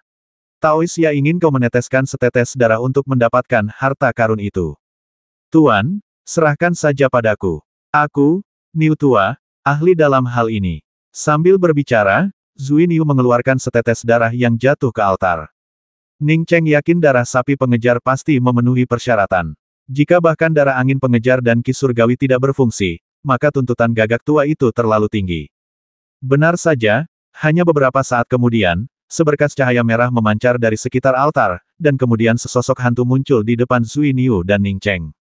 Hantu itu menatap Ning Cheng dan berkata dengan dingin, kau berkultivasi sendirian, namun kau berani mengingini apa yang menjadi milikku, Taoisya. Ning Cheng menangkupkan tangannya dengan hormat namun tidak arogan dan berkata, sebagai seorang kultivator langit berbintang, atau lebih tepatnya sebagai seorang kultivator yang telah mencapai Dao, kau masih merasa gelisah memikirkan kultivator manusia dan kultivator Ibel. Aku sungguh penasaran bagaimana kau mencapai Dao. Semua makhluk sama. Pada awal penciptaan, siapa yang tahu tentang manusia dan Ibel sungguh menyedihkan. Sosok ilusi itu terdiam cukup lama, tak lagi menyadari bahwa Ning Cheng adalah seorang kultivator manusia. Sebaliknya, ia berkata dengan suara berat, dia yang mewarisi mantelku harus membantuku menemukan ini. Lalu, temukan mutiara asal api dan segala sesuatu dalam radius 10 mil darinya. Ning Cheng dan Zui Niu sama-sama tahu apa yang dibicarakan Yada Oren, dan Ning Cheng tentu saja tidak setuju. Namun, Zui Niu segera berkata, asalkan aku, Niu tua, mendapatkan barang itu, aku pasti akan mengembalikannya kepadamu. Hantu itu menyadari betul tipu daya Ning Cheng dan Zui Niu. Ia menghela napas dan tidak berkata apa-apa lagi. Tak lama kemudian, hantu itu menghilang. Seketika, sebuah cincin muncul di altar, dengan jelas menunjukkan persetujuan diam-diam. Tuan, Anda membuat Taois gagak itu terdiam. Dia bahkan tidak tahu bahwa semua makhluk hidup itu sama, hehe. Zui Niu dengan cepat menyanjungnya dari samping. Ning Cheng menggelengkan kepalanya. Tidak, dia mungkin tahu dia tidak bisa berbuat apa-apa sekarang, jadi dia mundur. Ning Cheng baru saja bicara omong kosong, omongannya tentang kesetaraan bagi semua makhluk benar-benar omong kosong. Jika Taoisia begitu mudah dibodohi, dia tidak akan menjadi seorang kultivator pembuktian Dao. Dia pasti benar-benar tidak berdaya untuk pergi. Ning Cheng mengulurkan tangan dan meraih cincin itu, lalu mengamatinya dengan indera kedewaannya. Cincin itu tidak memiliki batasan, dan indera kedewaan Ning Cheng tidak menemui halangan apapun. Ning Cheng tercengang saat melihat hartamu. Ia tak kuasa menahan diri untuk mengagumi kekayaan Taois gagak ini hanyalah warisan yang ditinggalkannya. Setumpuk buku petunjuk kultivasi di atas lembaran giok, diikuti setumpuk pil yang disegel oleh batasan, lalu harta karun sihir, dan setumpuk bulu ekor gagak api angin kualitas terbaik, yang masing-masing merupakan sesuatu yang tidak dapat dibeli. 3 api gagak merah telah disegel. Ning Cheng melirik sekilas ketiga api gagak merah ini dan tahu bahwa kualitasnya jauh lebih tinggi daripada api gagak merah yang pernah dilihatnya sebelumnya. Yang paling mengejutkan Ning Cheng adalah setumpuk pil harapan abadi. Ia agak kecewa ketika persediaan pilnya habis. Tanpa diduga, setumpuk pil muncul di sini dalam sekejap mata. Ning Cheng memperkirakan setidaknya ada 10 juta pil harapan abadi. Pantas saja tidak ada pil harapan abadi di luar gagak tua itu telah mengumpulkan semuanya di sini. Ning Cheng tidak melihat pil Heng Yuan yang ia harapkan, yang ia anggap biasa saja. Mengingat tingkat kultivasi Taoisia, pil Yongwang mungkin tidak terlalu efektif untuknya, tetapi pil Heng Yuan akan efektif. Tentu saja ia tidak akan mewariskan sesuatu yang bermanfaat bagi dirinya kepada murid yang bahkan belum pernah ia temui. Tepat saat Ning Cheng menyimpan cincin itu, altar itu retak terbuka. Di tengah-tengah retakan itu, terdapat sebaris kata musuh terbesarku dalam hidup adalah Bai Ziting.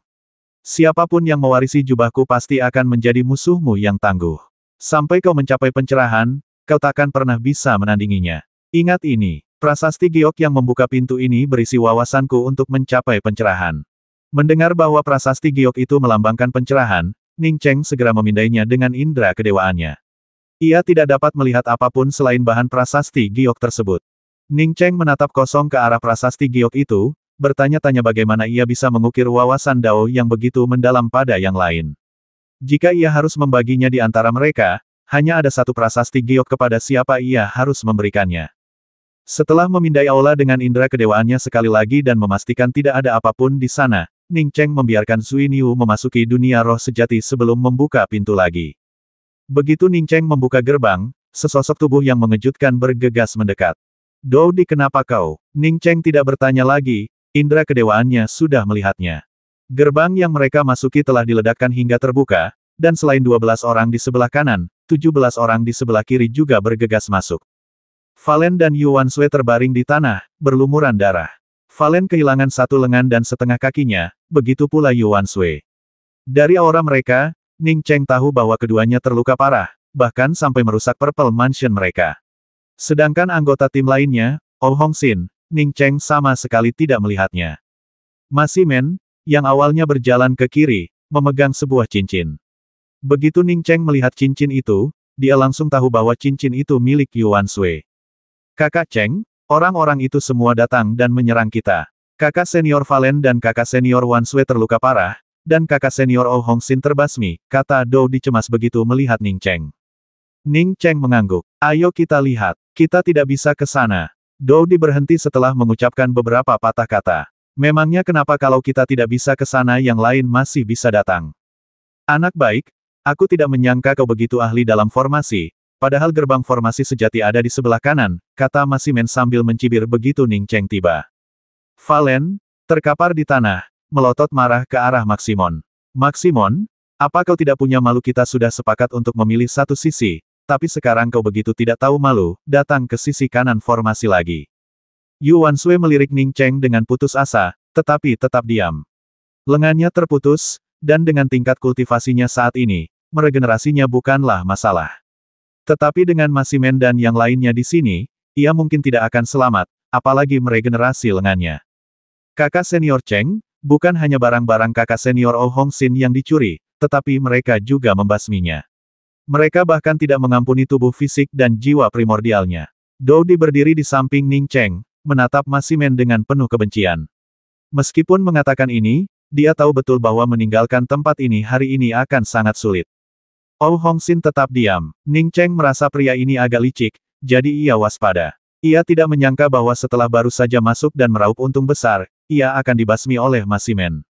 Mengingat mereka datang sebagai satu tim, Ning Cheng langsung merasakan gelombang niat membasmi. Ning Cheng bisa menebak bahwa jika Valen dan Yuan Sui bukan kultivator takdir surgawi tahap akhir, mereka mungkin akan dibasmi oleh Masimen seperti Oh Hongxin. Di sisi lain, Dou Di, kultivator wanita terlemah, berhasil melarikan diri untuk sementara waktu, menunjukkan bahwa dia bukan orang biasa. Kau benar-benar tidak tahu malu. Apa yang kau katakan itu omong kosong, kau jelas-jelas ke kiri, kenapa kau ke kanan lagi? Ning Cheng menatap Masimen dengan dingin. Kilatan kejam melintas di mata Masimen. Ia melangkah maju dan berkata, benar. Aku memang bilang begitu, tapi Long Xiu di sebelah kanan mengundang kita, yang jelas-jelas melanggar aturan.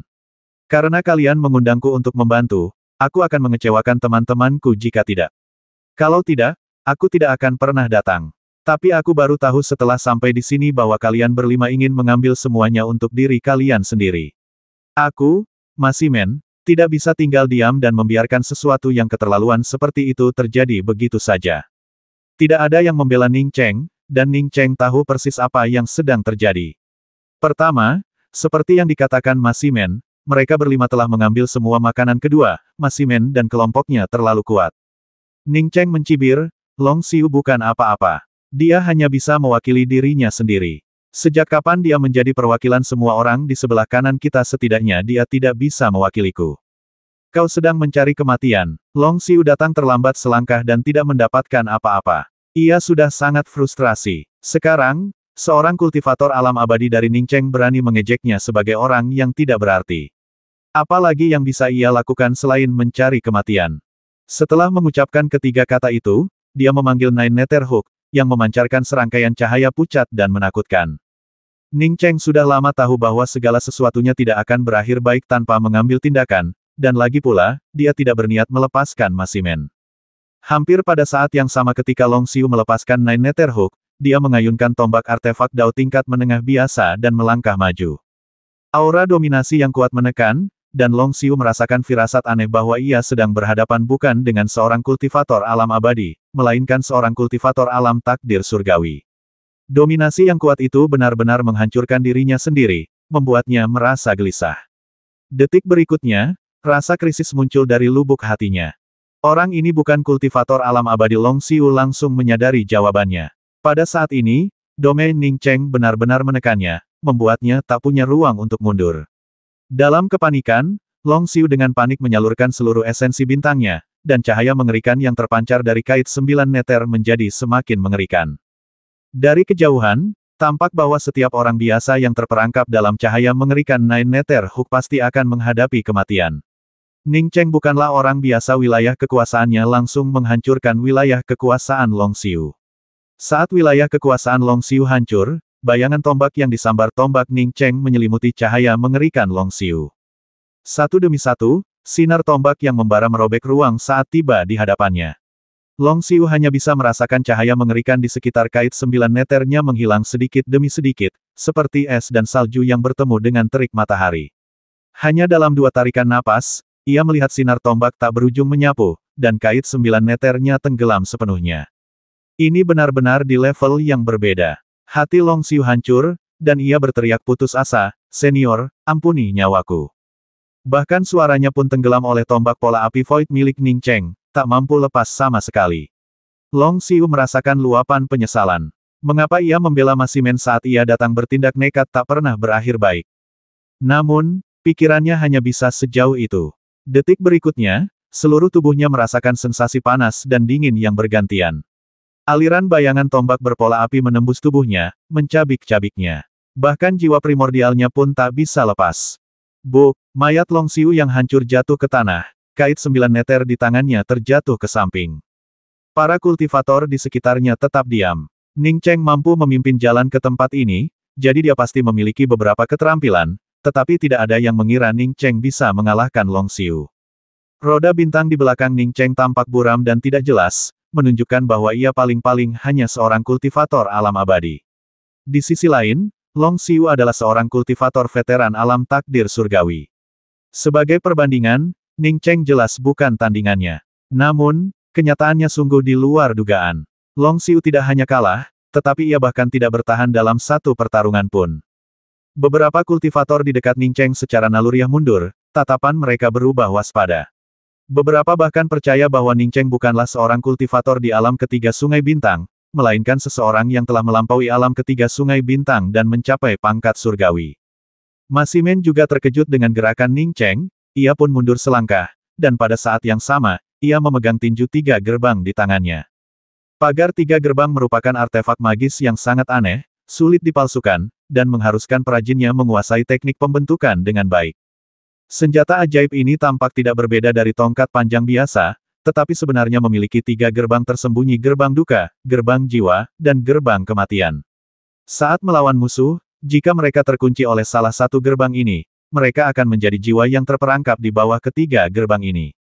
Ning Cheng pernah membuat pagar 3 gerbang sebelumnya dan tahu senjata ajaib ini bukan artefak biasa, tetapi ia tidak menganggapnya serius. Ia sendiri bisa membuat pagar 3 gerbang, jadi mengapa ia takut pada senjata ajaib belaka? Dengan kata lain, di matanya, pagar 3 gerbang tak lebih dari sekadar tongkat api. Kakak Cheng, Valen dan Yuan Sui berseru kaget.